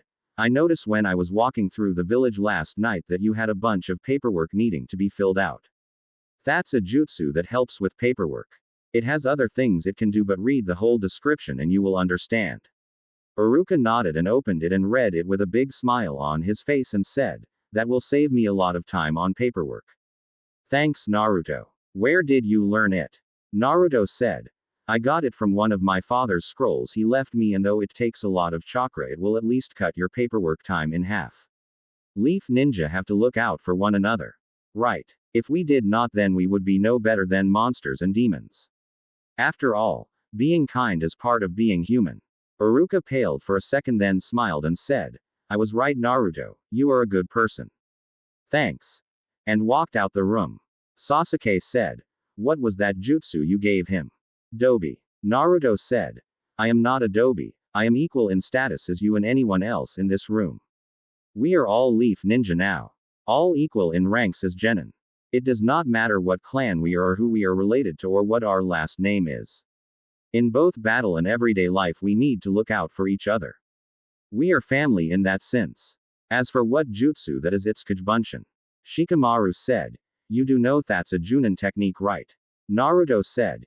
Yes I know but it's only that because of the chakra you need to use it. If you used it unwisely it could kill you. However just making one or two and not using it in battle should be safe for a chunin and each time he uses it will make it easier the next time. Sasuke said. I don't need help. I am stronger than all of you anyways. Naruto said. Then if me and anyone in this room got together you could defeat us. Sasuke said. Easily. Naruto said. Who do you think is the weakest person here Sasuke? Sasuke said. Probably you. Naruto said. Pick someone to team up with me and I bet we could be you in less than a minute. Sasuke smirked and said. Choji. Naruto smirked and said. Who has a watch? Kiba said. I do. Naruto said. You time us and tell us to begin. Choji come here. Choji got up and came to Naruto and Naruto said. Relax, we can beat him easily with teamwork. I want you to take a kunai and charge him. Don't worry about hitting him or anything. I will do the rest. Teamwork is the key to victory. Choji just nodded and looked at Kiba and said, ready. Naruto also just shook his head and Sasuke got into a fighting stance and said, bring it. Kiba said, begin. And Choji pulled out a kunai and charged Sasuke. Sasuke smirked and started to form hand seals only for something to grab his leg. He tried to move but could not and had to pull out a kunai to block Choji's strike. He was still not able to move his legs or see what was holding him while defending himself. Suddenly he felt a kunai on his neck. Naruto said, time. Kiba looked at the watch and said, 29 seconds. Naruto said, good job Choji. Teamwork can almost always stop a single enemy. And started to walk toward his seat. Sasuke looked down and did not see anything holding him and said, how did you hold me in place? Naruto said, I had a Kagebunshin hold you and since you could not stop defending against Choji to look and destroy the Kagebunshin I simply walked around you and applied the finish to end the match. Sakura said, you used ninjutsu to beat him. That's cheating. Naruto said, we are ninja Sakura, we use everything we can to win. As for using ninjutsu, what do you think the hand seals he was doing would have been? An enemy will not always allow you to form hand seals, so you have to know other things to win. If you notice, I never used a hand sign. It's not because it's a sealless jutsu. It's because I have mastered it to a point where I don't need the seals. Look underneath Sakura. If that would have been an actual battle, Sasuke would be dead and we would have cut his eyes out and sold them to another village. Everyone was stunned and Sakura said, you would do that? Naruto said, if I was an enemy then yes. You can ask Hinata up there about it. The Cloud Village already tried to do that when she was 4 years old. An enemy does not care who you are or where you were in the class, whether you are the rookie of the year or the dead last. All they care about is killing you and completing their mission to get paid. All any of our lives is worth is how much someone is willing to pay to kill us. Remember that. And he sat down. Clapping could be heard and everyone turned and saw a woman with red eyes and a man smoking a cigarette, and the man said, he's right about everything he said. My name is Asuma and this is Kurenai. Team 8 and 10 come on. And he started to leave.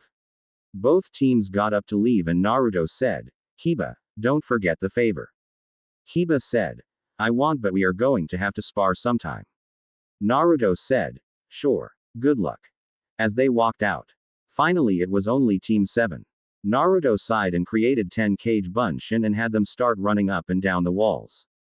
Sakura and Sasuke saw this and were in awe. Sakura said, why and how are you doing that, Naruto? Naruto said, anything a Kagebunshin learns, so does the original when dispelled. Kakashi is always late, so I decided to do some chakra control exercise. This one is based on tree climbing. Sasuke said, everyone knows how to climb trees, Dobi. Sakura said, I already have perfect chakra control.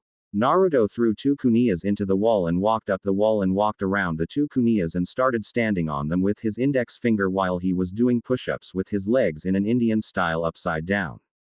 The 2 sweat dropped as he did this with his eyes closed. Sasuke began brooding and Sakura tried to get him to give her a date. He ignored her and she would shoot glances at Naruto, who was still doing his exercise. Meanwhile Kiba was following his team and Team 10 out of the building when he said, Kurenai-sensei. I was asked to give this to you. Holding up the scroll. Everyone stopped and Kurenai got it and said, what is this, Kiba? Kiba said, I really don't know myself. Naruto said he was asked to give that to you from someone who had the last name starting with K and it was an apology or something. He said he saw where our teams were divided up and asked me to deliver it since he did not think he would be able to. Kurenai shot a look at Asuma, who just shrugged his shoulders. Kurenai sighed and opened the scroll, and when she did, a box of chocolates and 24 jasmines with a blue fox holding a card. Kurenai blushed and opened the card and read it. Senseiheim. I wish to apologize for embarrassing you in the Hokage's office last night. Even though I may have had a life with you before, it is not always the same. Each event in life depicts who and what we are. I may only know you a day of 100s of lifetimes, but I will never know everything about you. I am sorry if I overstepped my bounds, and I hope we can still have a relationship. Whether it is as coworkers, friends, or whatever, I will respect your wishes.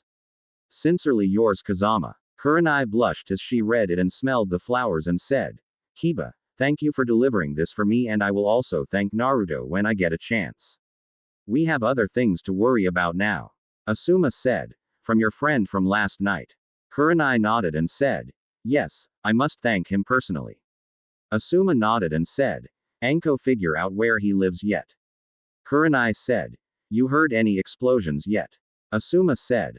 I take that as a no. Maybe I should talk to him. Kurenai said. You will do no such thing. Asuma said. But, what about us? Kurenai said. Right now there is no us. And there is no me and him either. I am not saying there won't be, but I want to know him some first. Jealousy does not suit you, Asuma. Asuma said. He is what, 8 years younger than him? Kurenai said. I am 4 years younger than you, and I am old enough to make a decision about this myself. Besides, age does not really count in his case. Besides, his eyes are my favorite color. Asuma sighed and said. I guess you're right. Just promise me to take it slowly. Kurenai said. Asuma, I did not know you cared. Asuma said. Women. Can't live with them and can't take a kunia away from them. Hiba said. Who are you both talking about? Asuma said. Probably the strongest ninja in the village. Ino said. The Hokage. Kurenai said. No, not him. Anyways, let's get our team meetings out of the way and get the testing done also. Everyone looked confused as they broke into individual teams. Back with Team 7, Naruto sneezes. Sakura looks at the clock on the wall and said, how late is this Kakashi going to be? Naruto said. How long has it been so far? Still with his eyes closed doing his exercise. Sakura said. 2 hours. Why? Naruto said. About another hour. Sasuke said. How do you know this, Kakashi? Naruto said. When I found out who were on which teams, I learned everything I could about them. Kakashi is quite famous. Sasuke said. Did you call him Sharingan Kakashi? Naruto said. He has a Sharingan in one of his eyes, and no, he is not an Uchiha. It was implanted after he lost his eye. I don't know how or from who, but he has one. He is said to have copied over 1000 jutsu. We could only hope he teaches us some of them. However, Naruto was thinking, I will actually be surprised if he knows one that I don't besides Chidori. Sasuke just HMPD. Naruto sighed and said. Sakura, why did you become a ninja? Sakura said. For someone who seems to know everything, you don't know that. Naruto said. I am sorry, I was trying to be friendly and a teammate. You became a ninja to impress Sasuke and defeat your rival Ino, who was going to be a ninja. You are the first female in your family to ever be a ninja, and you believe that Sasuke will save you from any enemies that attack us. Answer me this, Sakura. We get attacked by 20 enemies. I am fighting 5 ninja. Kakashi is fighting 5 ninja. Sasuke is fighting 5 ninja who are at least Chunin or higher in rank. Who is going to fight the last 5 enemies? Sakura said. That won't happen until we get stronger, so I don't have to worry about that. Naruto said.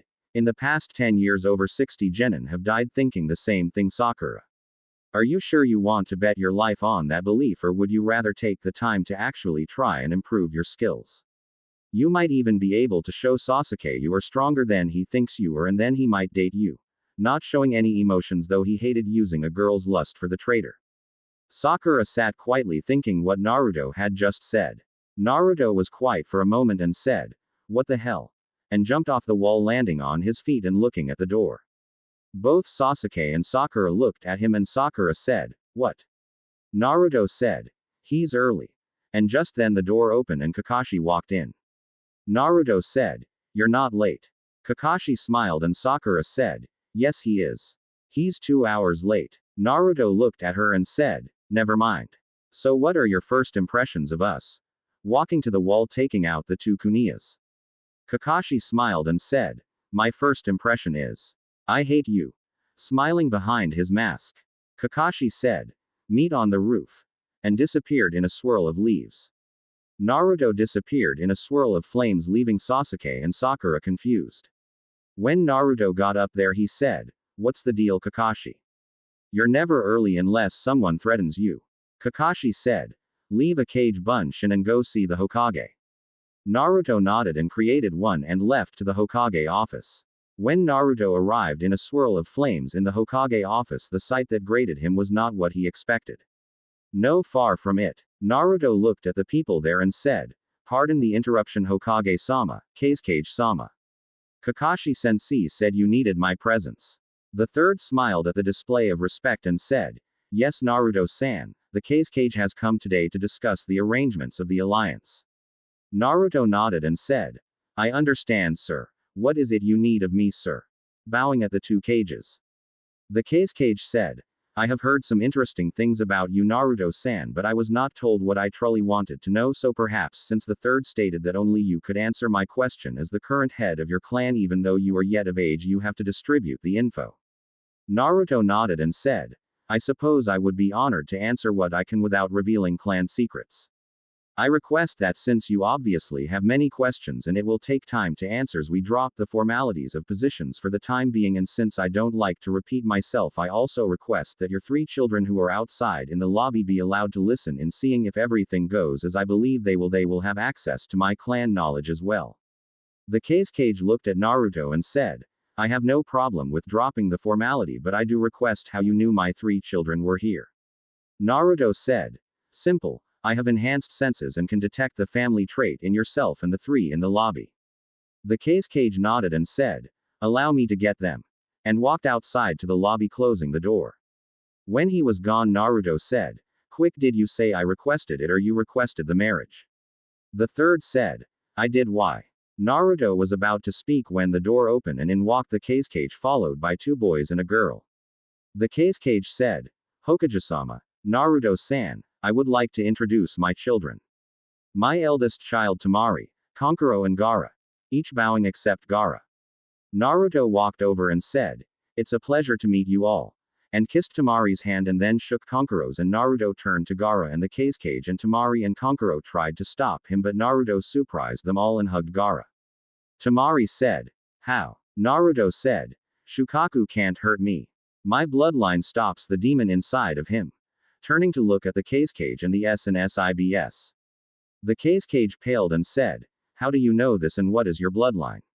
Naruto walked to the window and sat down looking at them and said, "Perhaps I should tell you my name and who I really am so that we can get things off on the right foot. My real name is Naruto Kazama, son of Arashi Kazama. As for what bloodline I have the bloodline of the first Hokage, as I am also one of his descendants. For my own safety I had my real name hidden until I was able to protect myself, which I currently can, but I won't take my real name until the day of my marriage.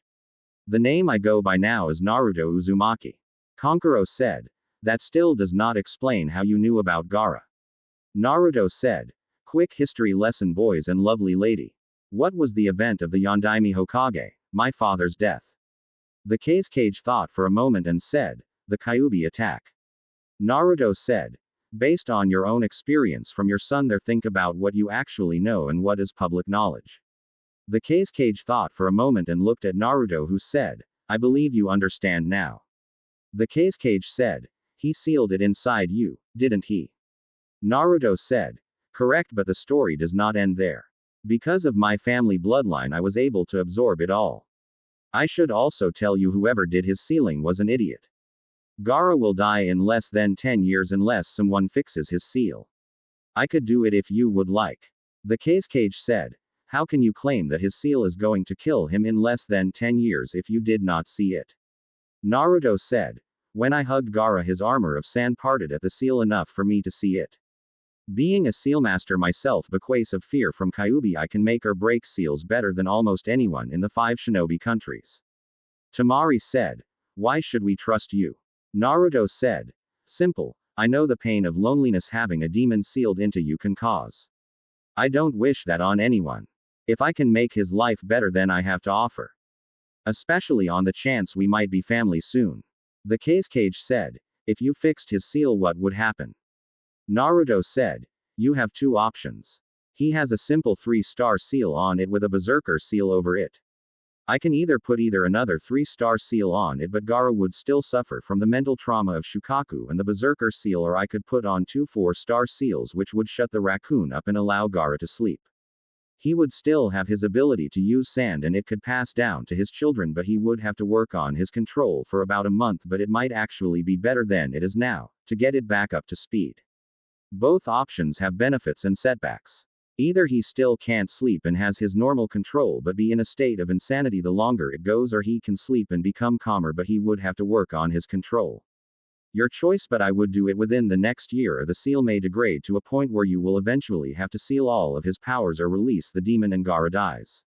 Temari looked at her brother and then the Kazekage said, what guarantees can you provide that you can do this?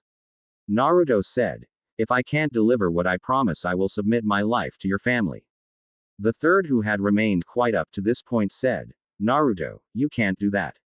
You're the last of your family bloodline and. Naruto said, since the council does not know of the situation yet, then they can't object. The third cursed to himself as he knew that Naruto had him there. Naruto said, I can do the sealing at my home and all of you can be present. Gaara will pass out after the sealing for at least a half a day from being so long without sleep. The Kazekage was quiet for a moment and said, let me consider this while we discuss the proposal of the wedding. The third said, yes. That would be best. The Kazekage said, we were promised in exchange for this then we would receive 10A rank jutsu, 15B rank jutsu and 20C rank jutsu, as well as a percentage of missions. The third said, yes, that is what was agreed on, but the percentage of missions and the exact details of the wedding have yet to be decided. The Kazekage said, I request 20% of all mission pays for the next 5 years. Naruto said, pardon the interruption, but I have a better proposal that would be beneficial to all parties involved. Everyone looked at him and the Kazekage said, proceed then. Naruto said, before I give my proposal, I would like just an estimated guess to a question answer by you, Kazekage. The Kazekage said, very well, if I can. Naruto said, what would the average of total yearly pay be for the village of Suna for the last 3 years? The Kazekage said, that is sensitive information. Naruto said, I understand. Allow me to rephrase my question, is it less than $1.5 million a year? The Kazekage said, perhaps more or less. Naruto said, fair enough, I respect your secrecy of the info. Here is my offer. I am willing to pay 1.5 million to Suna for the next 5 years out of my own money plus a total of 10 jutsu only as an agreement. There are some stipulations though I do request. The Kazekage said, proceed. Naruto said, I request that Temari has the right to decide if she wants this wedding or not, and that she will be visiting Konoha 1 week a month until the Chunin exams to allow her and myself to get to know each other. For this right I will guarantee the first 1.5 million after the Chunin exams. I don't want her to feel I am buying her and she is a bargaining chip. I can tell already she has a strong spirit and I wish for her to keep that. The second stipulation is Suna and Konoha are not to attack each other. I have heard from a source that an enemy of Konoha is planning on trying to break Konoha and another country's alliance. I don't know which countries are involved, but the man who told me is a trusted friend. Since I doubt Suna would do it, then I don't have to worry, but I learned a long time ago to make sure everything is thought of. Since I don't have proof of this, I have not told the Hokage yet. Sorry, Hokage-sama. The Hokage said, I understand, but I would like for your source to let me know if he hears any more, whether it is concrete or not. Realizing what Naruto was doing. Naruto said, very well. If another country comes to you and offers to break our alliance or attack us, we request that you notify us within 10 days, and we will also should the roles be reversed. The Kazekage said, that is reasonable. What else? Naruto said, since I am the last heir of my clan, when it becomes public knowledge I will have to have more than one wife. Temari has to realize that in advance if she agrees. Another stipulation is I have received information about a group of S-class missing nin that are after the tailed demons. Any and all information either country gets on them must be shared. I do not know who they all are, but I do know two. Sasori of the Red Sand and Uchiha Itachi. The Kazekage said, I have no information on this group, but we would appreciate any info you can provide. Naruto said, it will take me a few days, but I can make sure Temari has it when she returns from her first visit. I do have one bit of info on Sasori that you want like though. The Kazekage said, what is that? Naruto said, you know how he makes human puppets, right? He has one that makes him very dangerous. Your predecessor. The one who went missing and can use the iron sand. The Kazekage said, are you sure of this? Naruto said, yes. I seen it about 3 years ago when he used it. Seeing as he is the only person I have ever heard of using iron sand means it was the Kazekage and he was human puppet and the man with Sasori called him that. The Kazekage said, I will let my people know. What else? Naruto said, I have not talked this over with the Hokage, but I think if both councils would agree that one team out of every genin class that passes will be trained by the other village is a sign of mutual trust. That is all I can think of besides both Tamari and I will be considered a ninja of both villages after the marriage, if she agrees. I do request since the only people who know I no longer have the demon in me are in this room and 5 others, you must not tell anyone about it until myself and the Hokage announces that. The Kazekage said, that is an interesting deal and I have a few stipulations myself but I would like to know how you are planning on paying this if we agree. Naruto said, I left the village at the age of 5 and traveled and trained in secret.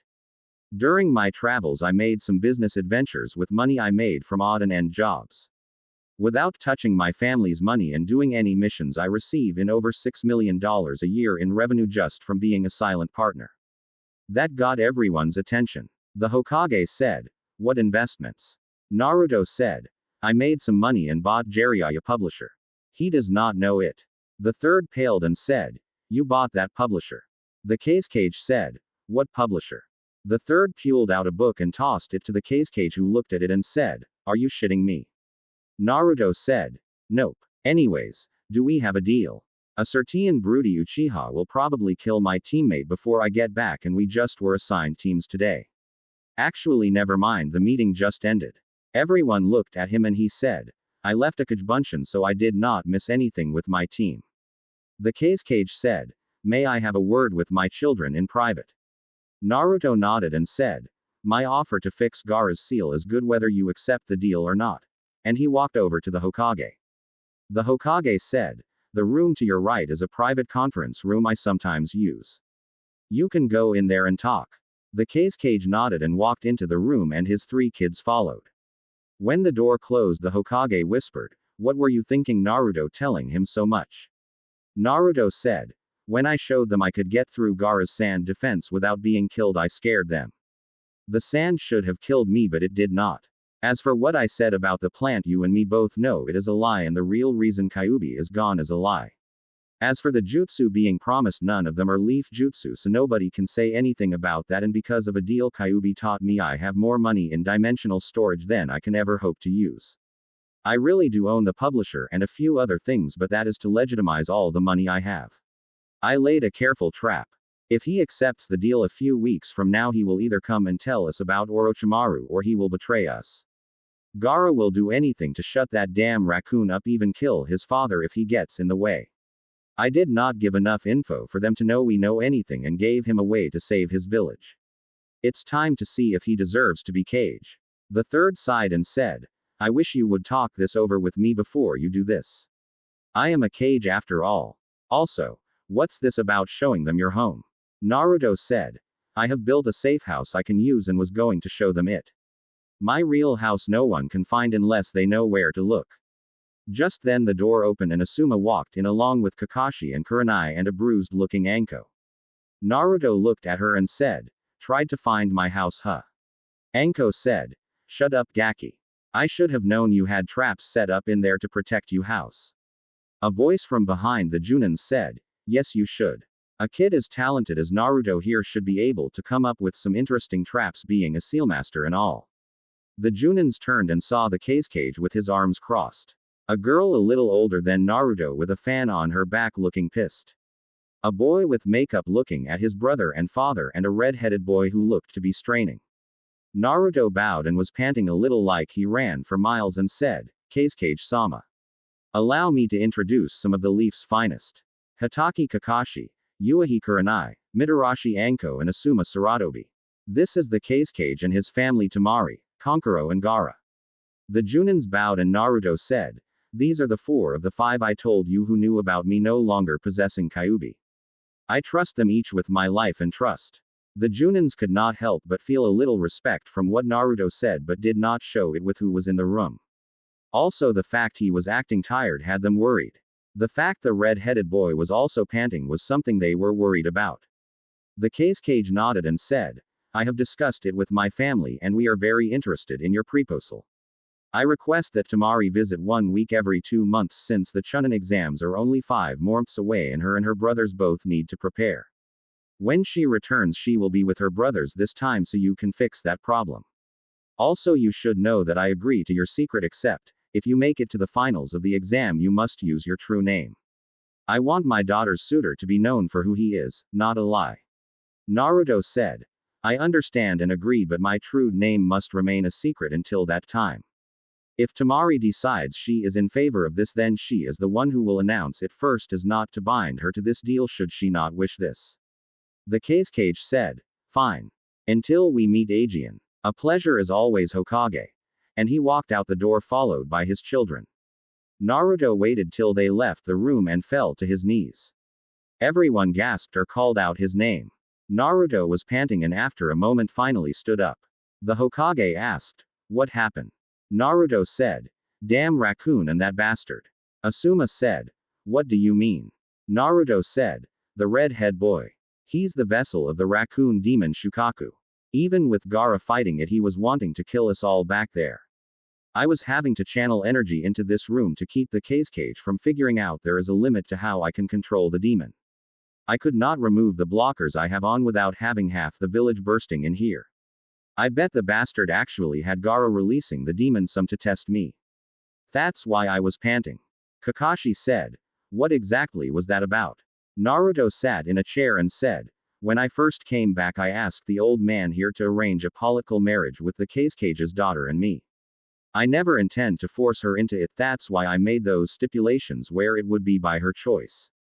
When they arrived today, I had a plan set up in case something like this comes, so I already knew what I was going to say. I bribed the bastard. Pure and simple. The Hokage said.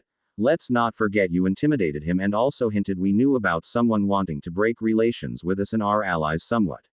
Also, your making yourself a slave was quite an act. Anko and Kurenai said. What? Naruto said. The bastard is afraid of losing his village's secret weapon. Sure, the side of him that as a father would like to fix Gaara's problem, but the asshole never was a good father, so I offered him something to tempt his ego. The only person who has the power of a demon. Should the sealing go wrong, then he would still have his so-called weapon. The third said. Are you sure you can do the sealing? Naruto said. Have before. I know enough about sealing to be a sealmaster. I lived enough times, I can make the seal that held Kyuubi look weak if I wanted to. That made everyone pale at the possibilities. Naruto looked at Kakashi and said, Did you really have to call me that during the team meeting? Kakashi looked up from his book and said, Yes, it's not like you can do anything to get even with me though. Anko said, What he call you Gaki? Naruto said, Bleach blonde dead last. And Kakashi, you underestimated me, Aegean. Kakashi said, Why is that? Naruto said, I can make that book of yours not be released in Konoha if I wanted. Kurenai said, Really? How? The third said, Naruto, you would do that. Naruto said, I will if he does that, Aegean. Kakashi, thinking it was a bluff, said, How can you be sure you can do that? Naruto said, Like I told the Kazekage. Over the past few years I have made some investment and I bought a few companies. One such company is the publisher of that book, Pervert. Kakashi paled and said, You're joking, right? Naruto looked at Anko and smirked before he said, Anko, my house is not on the ground. The third said, So what do we do now? Naruto said, Proceed as planned for now. When Tamari comes for her visits, make sure my team only has D-rank missions so I can talk to her and get to know her and her me. If the council wants to know why you are letting me escort her around town, say that her father requested it. You have no idea why. Also, better start planning on announcing my real name when the time comes. The third nodded and Naruto said, Is that all? Asuma said, I think Kurenai has something to say. Only to receive an elbow in the gut. Everyone looked at Kurenai after she hit him and she said, I do need to say something, but later. I need to gather my thoughts. Naruto nodded and said, CYA tomorrow then, Kakashi. Have fun. And disappeared in a swirl of flames. After Naruto was gone, everyone looked at each other and the third said, So what are you here for anyways? Kakashi said, I was coming to tell Naruto when and where to meet tomorrow, but I guess he knows the secret of Kajbunshians. Asuma said, Kurenai and I have already tested our teams and they passed, so we just came to turn in the paperwork. Anko, who looked like she'd been through hell, said, I saw Kakashi and he said Gaki was here, so I came to talk to him to see if I could get any more info on where his house is. I believe it is in the western section furthest away from the village because that is where the traps I encountered were. The third said, What kind of traps? Anko said, Anyone who did not know his way around would die if they tried to get through it. I lost 9 summons and triggered nearly 200 traps in a 100-yard range. Asuma whistled and said, I am glad he's on our side. Kurenai said, I just hope the village does not do something to get us on his bad side. Imagine the ETH and destruction that he could cause. The third nodded and said, Okay, let's call it a day. Thanks to our visitor, I am behind on paperwork, so I need to get to work. Acting busy as everyone started to leave. When they were gone, he pulled out his Ika Ika Paradise and created 3 cage buns to do the paperwork. As the 4 Junins walked outside the Hokage office, Anko said, I am hungry, you all want to come and get some dango? Kurenai said, Sure. Asuma said, Why not? Don't have anything else planned. Kakashi said, Sure. It's not like I need to get up early for anything. Anko nodded and started walking toward her favorite dango stand, Rig Tag. It only took them a few minutes to get to the stand, but the sight that greeted them was not what they expected. There was a sign that said, Under new management, out front, but when they went inside they saw the old owner standing there working the register like always.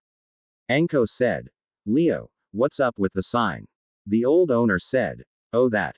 I have been having money problems for a few years with the cost of shipping supplies in and everything increasing so much that I was afraid I was going to have to close.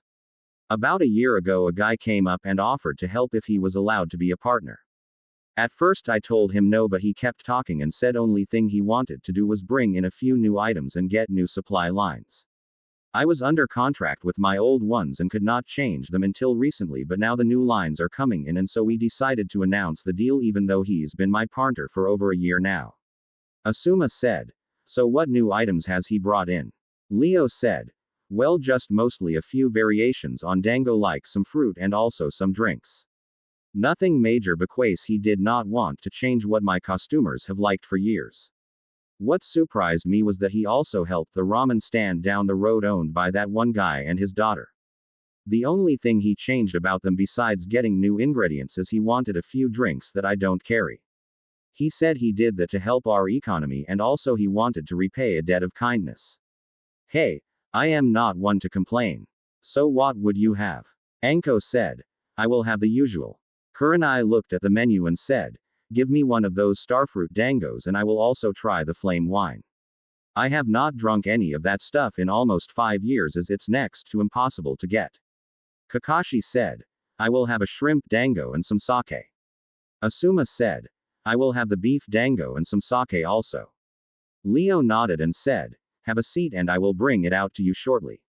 The group did, and Asuma said, That was unusual. Anko said, What do you mean?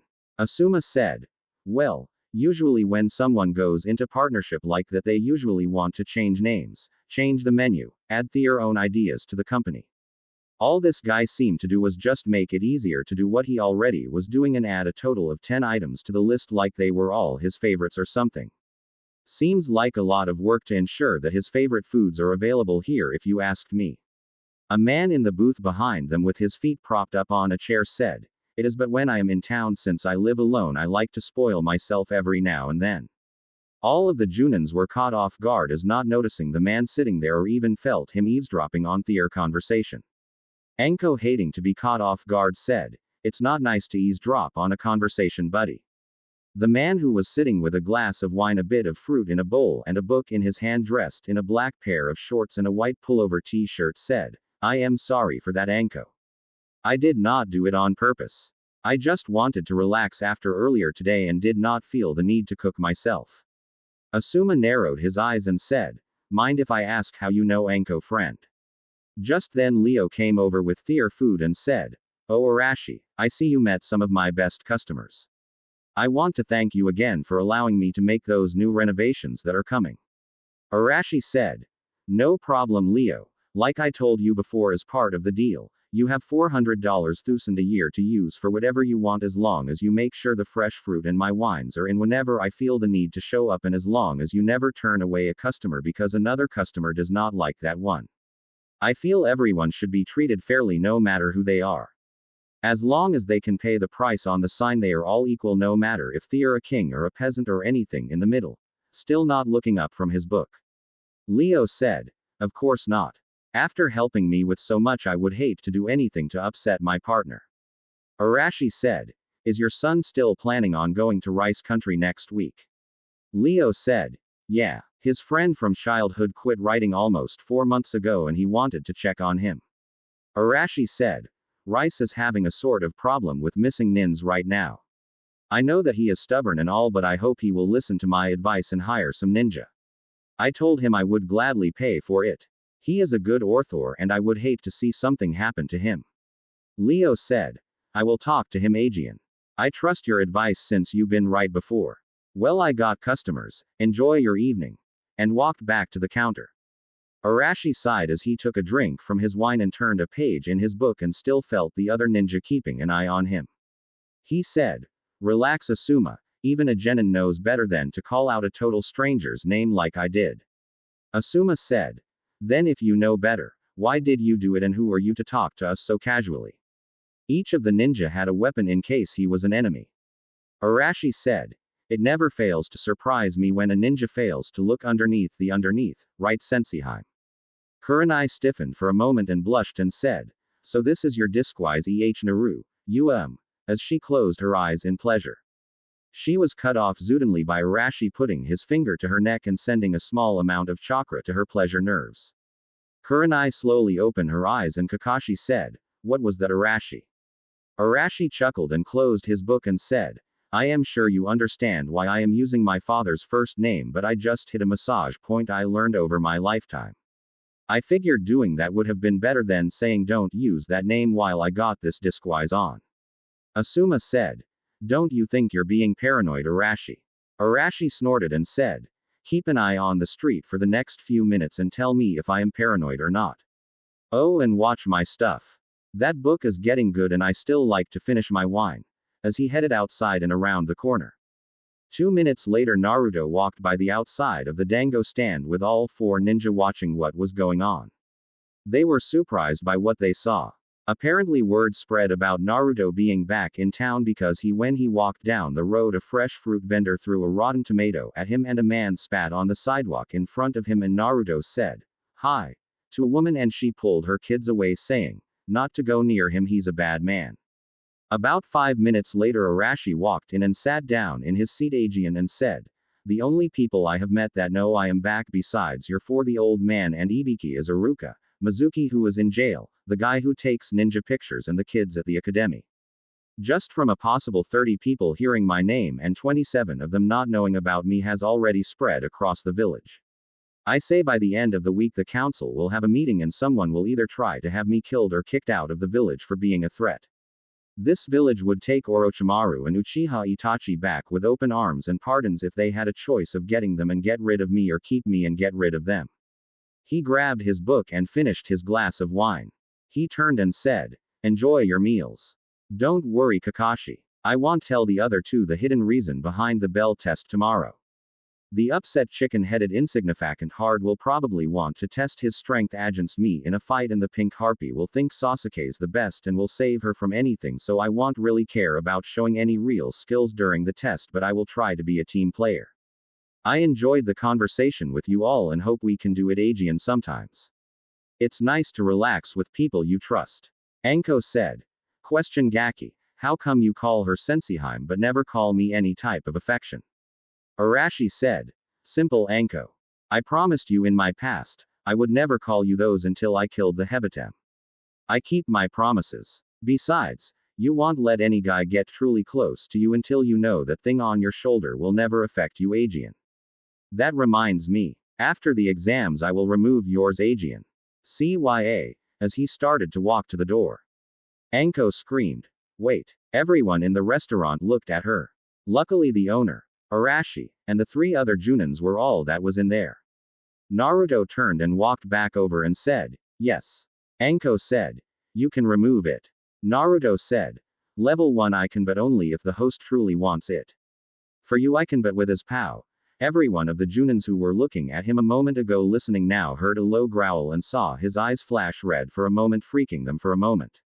They looked at him and saw his eyes narrow and looked out on the street to see what he was upset about. They saw a black-haired boy talking with a gray-haired boy with glasses. Kurenai said, "What's wrong?" Naruto watched the boys outside in silence a few moments and saw the black-haired boy hand the gray-haired one a folder. Naruto whispered, "Mother traitor." Kakashi nodded to the others and put his hands on Naruto's shoulder and they all left Shushine to the Hokage's office. When they got there Kakashi saw only the Hokage there and said, "Naruto, what was that about?" The third saw them arrived and after hearing Kakashi call the man Naruto figured it was a henge and listened as Naruto said, "I knew there was a connection but never could prove it. That is how he got all our info." The third said, "What Naruto?" Naruto walked over and powered a Rasengan and destroying a target dummy in the corner surprising the others by both the Rasengan and the speed and display he made and said, "That gray-haired boy was Kabuto, Orochimaru's right-hand man and spy. He is stronger and more dangerous than you Kakashi so don't underestimate him when the time comes. He can regenerate from near death so make sure you destroy his body." The other boy you all saw was Sai. With venom in his voice. Naruto closed his eyes because he is feeling his rage building. Asuma said, "What's so special about that Sai kid?" Naruto said, "He is a member of Root and Danzo's son." Silence filled the room at that. Naruto said, "I knew there was a connection there but never could find it. I need to calm down before I go out and kill them both." Walking over and sitting on the window sill. The third said, "What happened?" Asuma said, "We ran into Naruto in his disguise he has on at the Dango shop. Naruto was just explaining how he was going to remove Anko's curse seal when he saw those two men. We saw his eyes change color and became concerned when he ignored us and we saw the two men talk and one pass a package to the other. We brought him here to find out what that was all about and to calm him down." Naruto sighed and said, "I want to thank you all. Even with all my experience I still act on impulse sometimes. I was not expecting to see that. I guess you Kakashi will be the only teammate I have that won't betray me." Kakashi said, "What do you mean Naruto?" Naruto said, "Sasuke will try to kill me when he defects. After Sasuke defects me and Sakura get specialized training. Me under Jiraiya and Sakura under Tsunade. The lifetimes that those events happen we get a special mission to retrieve Sasuke. You are unable to because of injuries so Yamato replaces you as our sensei and Sai replaces Sasuke. Now I find out Sai is working with Orochimaru pisses me off. As for what I mean by Sakura. If I show any skill Sasuke wants he will promise her a date if he can't get me or you to tell him and use her as his personal spy to look around my home or try and get me to tell. Sorry. I learn from my mistakes." Kurenai said, "Are you sure you're not jumping to conclusions Naruto about this Sai guy?" Naruto said, "Old man, you know Sai right?" The third said, "I have met him before yes, why?" Naruto said, "What was his personality like?" The third said, "I don't understand." Naruto sighed still in his Arashi henge and said, "Danzo groomed Sai since the day he could remember to be his personal servant. He forced Sai to become socially isolated. He has no emotions at all. He won't talk to anyone because he does not know how to. All he knows is how to kill and do whatever Danzo tells him. If he says to kill yourself with a smile on and cry at the same time he will. He does not know how to think for himself. Do you see what I am trying to say? There is no way he would be on the street talking with someone unless Danzo told him to. He can't even leave Root headquarters without Danzo okay?" The third sighed and said, "That is what I was afraid of when he wanted you to be a secret weapon for the village all those years ago." Just then the door opened up and the secretary said, "Sorry to bother you Hokage-sama but Hyuga Hiyashi is here to see you." The third said, "Send him in." But notice Naruto had disappeared but the others were still there and the training dummy was back in place Aegean undamaged. Hiyashi walked in and the third said, "To what do I owe the pleasure Hiyashi?" Hiyashi looked at the four in the room and said, "This is concerning something I heard today and might be discussed in private." The third said, "I believe I already know why you are here Hiyashi but go ahead." I need to finish talking with them after this anyways, so go ahead. Hiyashi said. Very well. I have received reports that Naruto Uzumaki is back. The third said. Yes, what of it? Hiyashi said. I also heard he is now a ninja of this village. Am I correct? The third said. Yes. Why are you here, Hiyashi? Surely you are not just here to learn if a few rumors are true. Hiyashi said. Certainly not. I was notified by several other council members and they want to know why that child has returned and why he was allowed to be a ninja. They are also demanding to know where the child has been for these years. I came here to ascertain the truth of this. The third said. And what do you plan to do, Hiyashi? Hiyashi said. That demon is too dangerous to allow back in this village. If he is not removed from this village, the council will have no choice but to remove you and have a new Hokage named. Naruto dropped the disguise in the corner and said, actually Hiyashi, the council would be overstepping its boundaries if it tried to remove me. Hiyashi was surprised that he had not sensed the boy in the corner but hid it and said, why is that boy? Naruto said, oh, it's boy now. At least you're smart enough not to break the third's law while I am officially here in the office. Very well, I will tell you why the council can't. The laws of this village are on my side this time. Hyuga-san. Hiyashi said. You will do well to show respect to your superiors. Naruto said. I did, seeing as I am a clan head myself and also a council member. This got everyone's attention, not knowing what he meant. Hiyashi smirked and said, really now, boy? What makes you think you have either of those rights? Naruto smirked himself and said, allow me to show you. And he walked to the picture of the Yondaime and cut his finger and put the blood on the picture and it morphed into an open safe. Hiyashi was surprised along with everyone else and Naruto reached in and pulled out a scroll and said, this is the proof I need, Hiyashi. And tossed him a scroll. Hiyashi opened it and paled at what he read. Hiyashi said, there must be a mistake. Naruto said, nope. The blood seal on the safe is proof, and if my grandmother comes to the village then all it would take is a simple blood test. The third said, what exactly does it say, Hiyashi?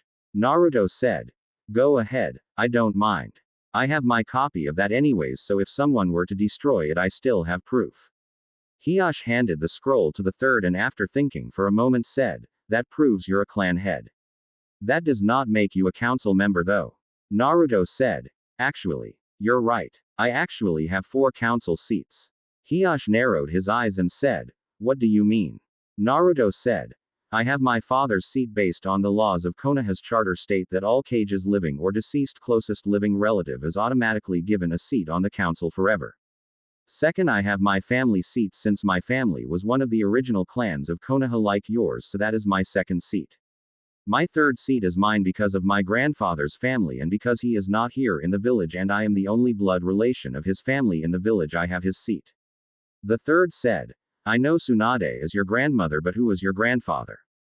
Hiyashi said, yes, I would also like to know that. Naruto said, Kakashi is reading his book right now. Everyone turned and saw a copy of Ika Ika Paradise fall to the ground. Kakashi said, you hate me, don't you? Naruto smirked and said, yeep. Not only do I own the publishing company for those books, but my grandfather writes them. Now Hiyashi, before you have a heart attack, I think you should know one more thing before the council tries to get rid of me. Hiyashi said, that is. Naruto said, do you know why I am able to not be insane after what this village has done to me because of the Kyuubi? Hiyashi did not answer and Naruto said, my bloodline. I have the bloodline to control demons just like the first Hokage. Now here is something the council better learn quickly, as it seems to forget the laws of our village charter. The third said, what do you mean, Naruto? Even I am not sure what you're talking about now. Naruto said, as stated by the charter of this village, any founding family member of Konoha that is from a founding clan has not only free travel to come and leave as they please, but also any structures or resources built on the lands that were divided among the original clans are always owned by those clans and cannot be taken away, given or sold by anyone. They will remain owners of those lands and any buildings or resources of those lands for as long as the village of Konoha stands and cannot be taken by the council, future Hokage, or any other person or persons of power. Hiyashi said, what exactly are you getting at? Naruto said, Hokage-sama, can you bring out the map of the current village of Konoha while I grab something out of the safe? The Hokage nodded and grabbed the map, and Naruto walked back with an old scroll and opened it and said, "Notice anything?" As the scroll showed a map of the original Konoha. Asuma looked on and said, "My god." As everyone looked. Hiyashi said, "That can't be right." Naruto said, "When I first saw it myself, I checked with the map in the archives and they are identical. My family owns everything from the Hokage monument to the current south walls of the village. The Hyuga and Uchiha own everything from the academy to Thier compound. The Third's clan owns what they still own, as do the other clans. The reason my clan lands are like this is because we were the first to allow others besides clans to move in and gave them homesteader rights. Even thought the village has prospered and everything. The law is the law. My family is seeing as Tsunade and myself are the last two of our clan own the entire village of Konoha from the boundary of the academy to the south wall north to the Hokage monument, which means that every building including the Hokage tower, hospital, stores, restaurants and homes are mine. The council cannot get rid of me. Oh, and just one more thing, Hiyashi. Look at my body with your bloodline." Hiyashi did and was surprised and seeing as his coils were larger than anyone he had ever seen and it was all blue chakra except a small amount of red and said, "How?" Naruto said, "I have almost absorbed all of Kyuubi's power as my own. As far as the council should care, by the time I am 16 it will be dead if not sooner. I am sure you don't want to call me demon again, do you, Hyuga? Especially with the power you can see is at my disposal to either defend this villages as I plan to like my family has, or if the village wishes to make me an enemy." Hiyashi said, "I have a lot to consider. Trying to figure the best way to use this to his advantage. If what Naruto said is true, then he has Konoha by the balls." Naruto sighed and said, "Hiyashi, I may not like you and you may not like me, but I have a proposition for you I think you might actually like." Hiyashi said, "What's that?" Naruto said, "How would you like to be rid of the cage seal on your family forever while still able to secure your bloodline?" This got everyone's attention and Hiyashi said, "What do you mean?" Naruto said, "Nobody knows my true skills because I left the village to train. During that time I have become a sealmaster of sorts. In fact, my skills helped me speed up the process to kill Kyuubi. After I become Chunin, I plan to go for my Junin status right after and my Sealmaster certifications. I have designed a seal after I heard the detail of what happened with Cloud and your brother." Hiyashi narrowed his eyes and Naruto said, "I know the entire truth, Hiyashi, and Neji and Hinata both. I feel lost on that deal. It's for them that I made a seal that would still seal the bloodline at death but would make it where you could put it on everyone and not on their foreheads but over their hearts. If you would like, I can have Hinata bring them by sometime this coming week and let you have your own experts look at them. I also can remove the cage seal if you want. The only real difference is the seal won't be able to torture a branch member like your current seal does. But if everyone has one, then you don't need a branch family, but that's your clan. I just thought I would try and make peace with your clan and mine. I plan to restore my clan and I don't want my children to have to deal with any animosity if I can help it." Hiyashi said, "Before I decide on anything, I would like to know how you know about the incident and what exactly you know." Naruto said, "While I was traveling, I met a missing nin from Cloud. He told me about how he was supposed to meet the man you killed and help bring Hinata back. He did not know I was from here at the time because I was hanged into a missing mist nin. He told me about how they discovered the switch but was too late to object and how he was supposed to be killed because of his failure. I killed him and turned him in for the bounty Cloud had on him. Anyways, after that I went to Cloud and turned in a bounty on the man, and while I was there I broke into the record office and found out more info. Apparently they found out your brother took your place to save your life.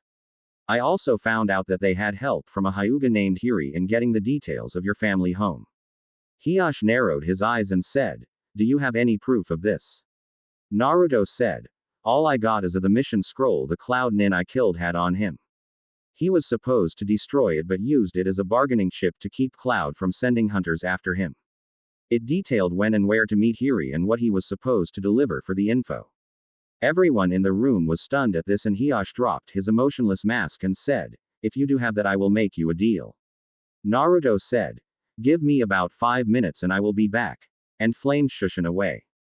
Hiyashi looked at the third and said, "Did you know this?" The third said, "No. Only thing I know for sure is Naruto found out who his family is and then said he was leaving to train. He is back now, but almost everything from the time he left to when he got back I know nothing about. I will tell you this. What he has told me is true. Just then a flame Shushin appeared and Naruto had a scroll and looked at Kakashi and said, Sharingan can't copy it. I mix my wind affinity with the demon Charka to cause the effect.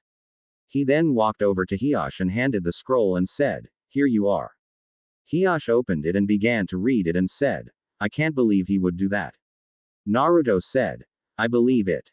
From what I can tell, he is one of your council members in your clan.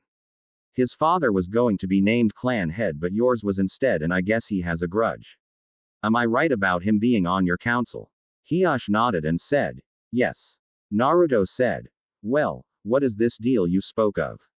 Hiash said, I will support your position as the current clan head and backing on the council. I will also agree to help with anything you need to restore your clan if I am able to. Naruto said, Money is not an issue, and I want to state this now, Hiash. I am not interested in an arranged marriage with your daughters. It's not that I don't like them or anything. It just I want my marriages to any woman to be love. I have an arrangement in the works, but I have already told all party involved that it has to be love and not responsibility. I will still have Hinata deliver the seal to you sometime in the next week. I do have a small request. I know that Neji is your nephew and his hate for the main house is clouding his judgment. Could you reveal the truth before the Chunin exams? I fear if he and Hinata somehow met, he might use that forum to avenge his father. Hiash said, I will do as you asked. I do request that when your future weddings are I am invited, though I do have one question. Do you know who your mother is? Naruto said, For now no. I am hoping to meet and convince Tsunade to return to Konoha, and if she does I will try to talk her into doing a blood test on all records in Konoha archives to see if she can tell me who it is, since she does not know about me yet. Hiash said, What do you mean? Naruto said, When Tsunade had my father, the village was at war. She hid him in the orphanage to protect him from her enemies. My father did not know about her being his mother until he became Hokage and performed the same request I am going to ask of Tsunade. Since until I returned from my training trip, the only person who knew I was Arashi's son was the third. I am using it to my advantage to get everything set up for my clan's return to Konoha. However, I do still have laws to protect me should the council try anything to stop me or my clan. Hiash said, If I may ask, how do you know the laws of this village so well? Naruto said, I have an almost photographic memory and can read the entire Konoha library in one day with a just you I know. I used that jutsu with permission from one of the Fire Lords who had copies of all laws of Konoha and its charters. Hiash said, I see. Naruto said, Well, Hiash, it is getting late and I know you have a lot to think about, but I would like for you to keep what you heard here a secret until I make it public. I don't want to cause a riot, seeing as I am considered a demon of the village instead of the hero my father wanted. Have a good evening, everyone. And flamed Shushin away. Hiash turned and saw the third looking at him, and the third said, Now Hiash, I would like to remind you about my law. Don't let me catch you calling him a demon Aegean or I will take actions. Hiash nodded and said, Kazama-san said he had an arrangement in the works. Might I inquire as to what it is? The third said, I am not at liberty to say at this time. I can tell you it will either be finalized or cancelled by the time the finals of the Chunin exams. Hiash nodded and said, We really messed up, didn't we? The third said, I may not know his exact skills, Hiash, but I can tell you this. He is stronger than his father. Hiash paled and said, I see. Perhaps I should do everything I can to help him and his clan. If what he said is true, his clan would be a welcome addition to any village. Kakashi said, What do you mean? Hiash said, I know what he was referring to when he said he still had other laws that protect his clan. As clan head, he has the right to call for a vote of all current members in the village. He has the right to remove his clan and seize all of his clan's holdings and move them should 3/4 of the clan in the village agrees. Since he is the only clan member in the village, he can take his clan to any village he chooses. The third paled and said, I hope you will do what you promised, Hiash.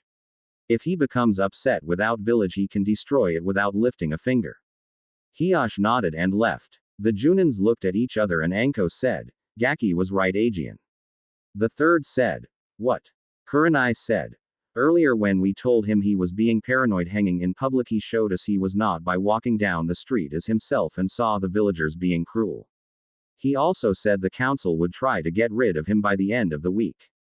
Looks like that started also. Kakashi said. Why do I keep feeling like I am the child when he is in the room? The third said. Because ever since I met him at the age of 5 and he told me the truth, I felt the same way. Asuma said. I want to know how he did that to you at the restaurant. Kurenai blushed and said. None of your business. I need to go. And she left in a swirl of leaves. Kakashi said. You really enjoying this, aren't you? Asuma said. Yeep. I think she could use someone in her life. Kakashi said. I thought you both had a thing going. Asuma said. Well, we just hang out mostly. Hell, the last 2 times we tried dating we never even kissed. Kakashi nodded and said. You have anything you want me to work on, Hokage-sama? The third said. Try to evolutate him if you can, Kakashi. Kakashi nodded and left in a swirl of leaves. Enko started walking toward the door but stopped and said. I know the Gaki has a reason for not doing it now, but do me a favor and find out why he won't remove it now for me. The third said. I will, but it will be hard. Enko nodded and melted into the floor. Asuma looked at the third and said. So what's really going on, Dad? The third said. Honestly, I don't know. The more I think I understand, the less I actually do. Asuma said. Do you really trust him? The third sighed and said. Truthfully. No. It's all too convenient. If what he says is true, then I have no choice but to trust him, but it's all a little hard to believe. I am going to get a hold of my former students and find out if what he said is true. If it is, then I have more proof than his word. Asuma said. I should let you know that he is buying into a few business in town. Either he is truly saying the truth or he is setting something up. The third nodded and said. For now I want you to train your team normally. I may change everyone's training if I find out later that he is telling the truth. I hope my lack of faith does not come back to bite me or this village in the. Asuma nodded and left. Neither the third nor Asuma detected the small plant fade into the ground in the corner of the office. In Naruto's house, he slowly opened his eyes and said, I hope so, to old man. I hope so too. Looks like I will have to do things myself for a while. Perhaps someday someone will actually trust me once they know who I am. And he put his book back into the shelf of his library and walking upstairs to his bedroom. There comes a point in everyone's life where they have only one thought in their mind. That thought is, I wonder how I can piss the world off today. That thought went through Naruto's mind when he started getting ready for the day. He looked to his weapons, scrolls and other items he would need for the day. He looked at his cloths in the closet and smirked as he decided what to do today. Sakura was in a dream world today. First, she got up an hour earlier than she normally would because today she was going to take a test with her Sasuke-kun. She got her best dress and put on her makeup, got all the little journals she kept on Sasuke and the new journal she bought yesterday to write everything her and Sasuke did now that they are on the same team. She thought about her other teammate and said, what a jerk. Remembering how he described himself. It was one line. My name is Naruto. That made everyone there sweat drop. Sakura looked at the clock and said, I am going to be late. Funny thing is, she is 2 hours earlier than she is supposed to be. Sasuke was in his shower getting ready for the day. His thoughts were, today I will be one step closer to killing him. After getting out of the shower, he put on his clothes that he had laid on his bed and quickly left to meet his team. He stopped for a moment, feeling something was wrong but could not figure it out. Oh well, it will only get in my way to kill him. On his way to the training ground, when he would pass someone who was a ninja, they would snicker at him, but his pride would not let him ask why. Sasuke and Sakura arrived within 5 minutes of each other, but Sasuke ignored her and she was busy writing something in journal. 2 hours after they were supposed to meet for their team meeting, both Kakashi and Naruto had not shown up. Suddenly the sound of music echoed across the village of Konoha, waking everyone who was not up yet and making everyone cover their ears. Now some of you might be wondering where the music was coming from. That is actually kind of funny. When people started to exit their houses to see where the music was coming from, they saw something that no one in the history of the village had ever seen. A certain red-eye woman looked at the source and started to laugh her off. Everyone looked up at the Hokage monument and saw the four faces of the Hokage singing with the words to the song and showing actual expressions. Of course, it was a genjutsu, but that was besides the point. Her laughter grew even more to the point she started to cry when a figure was seen walking down the middle of the street. Said figure was 5 feet 10 inches tall and weighed about 160 pounds. He had blonde hair and blue eyes. He was currently dancing to the music that was playing. Now that would be funny, but was not the reason said red-eye woman was laughing. No, the reason was how he was dressed, or not dressed would be a better word for it. The only cloths he had on was a pair of boxers that had the word on the front and a picture of 2 hands on the back and a pimp hat with a cane. Once the figure got closer and the red-eye woman could see his muscles and how ripped he was, he said, "Morning Senseiheim," as he continued to dance through town on his way to the training ground. Now the song he was dancing to and the Hokages were singing went a little like this. I'm two for my love, two for my love. Love's going to leave me. I'm two for my shirt, two for my shirt. So it hurts. And I'm two for Konoha, two for Konoha. Suna and Iwa. And I'm two for your party. Two for your party. No way, I'm disco dancing. I'm a model, you know what I mean. And I do my little turn on the catwalk. Yeah, on the catwalk, yeah. I do my little turn on the catwalk. I'm two for my bar, two for my bar. Two by far. And I'm two for my hat. Two for my hat, what do you think about that? I'm a model, you know what I mean. And I do my little turn on the catwalk. Yeah, on the catwalk, yeah. I shake my little touche on the catwalk. I'm two for my two for my two for my. 'Cause I'm a model, you know what I mean. And I do my little turn on the catwalk. Yeah, on the catwalk, yeah. I shake my little touche on the catwalk. I'm two for my cat, two for my cat. Poor cat. I'm two for my love, two for my love. Love's going to leave me. And I'm two for this song.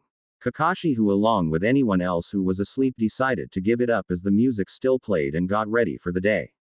When he got to the training ground, the song was just about to end and he looked at his team, but sweat dropped as 2 of his students were gaping looking behind Kakashi. He turned and sweat dropped as his 3rd student was currently standing on top of water still dancing with the music. As the final line of HTE's song hit, Naruto took off his pimp hat and threw it and his cane in the air. Just at the last word they went up in a puff of smoke and suddenly everyone's attention was diverted to Sasuke as he was consumed in a puff of smoke. When the smoke cleared, the shirt Sasuke had on now had changed.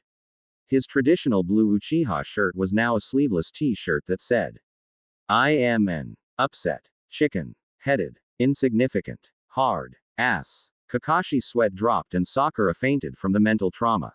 Sasuke was fuming on the inside and Naruto looked like nothing was wrong.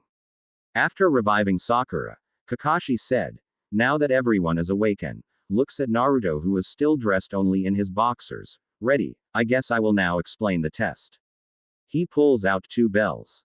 Kakashi said, now, you have 3 hours to get these bells from me, and the one who does not has to go back to the academy. Come at me with the intent to kill.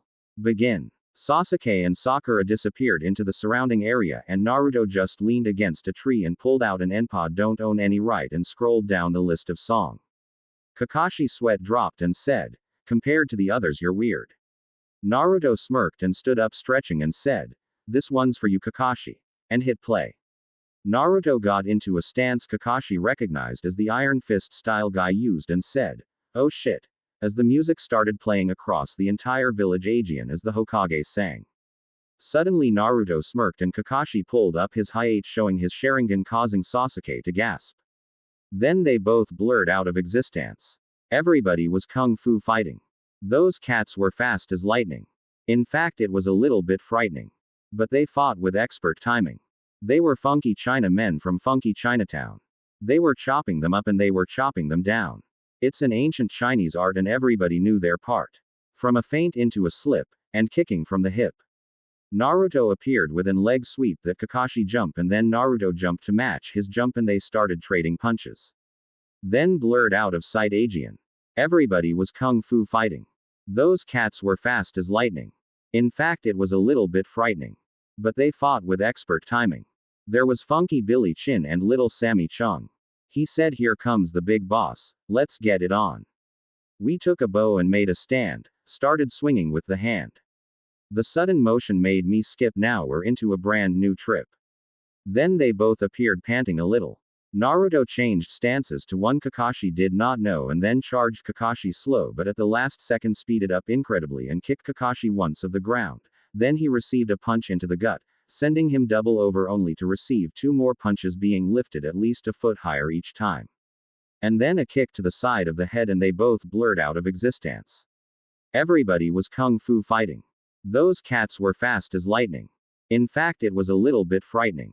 But they did it with expert timing. Repeat, make sure you have expert timing. Kung fu fighting had to be fast as lightning.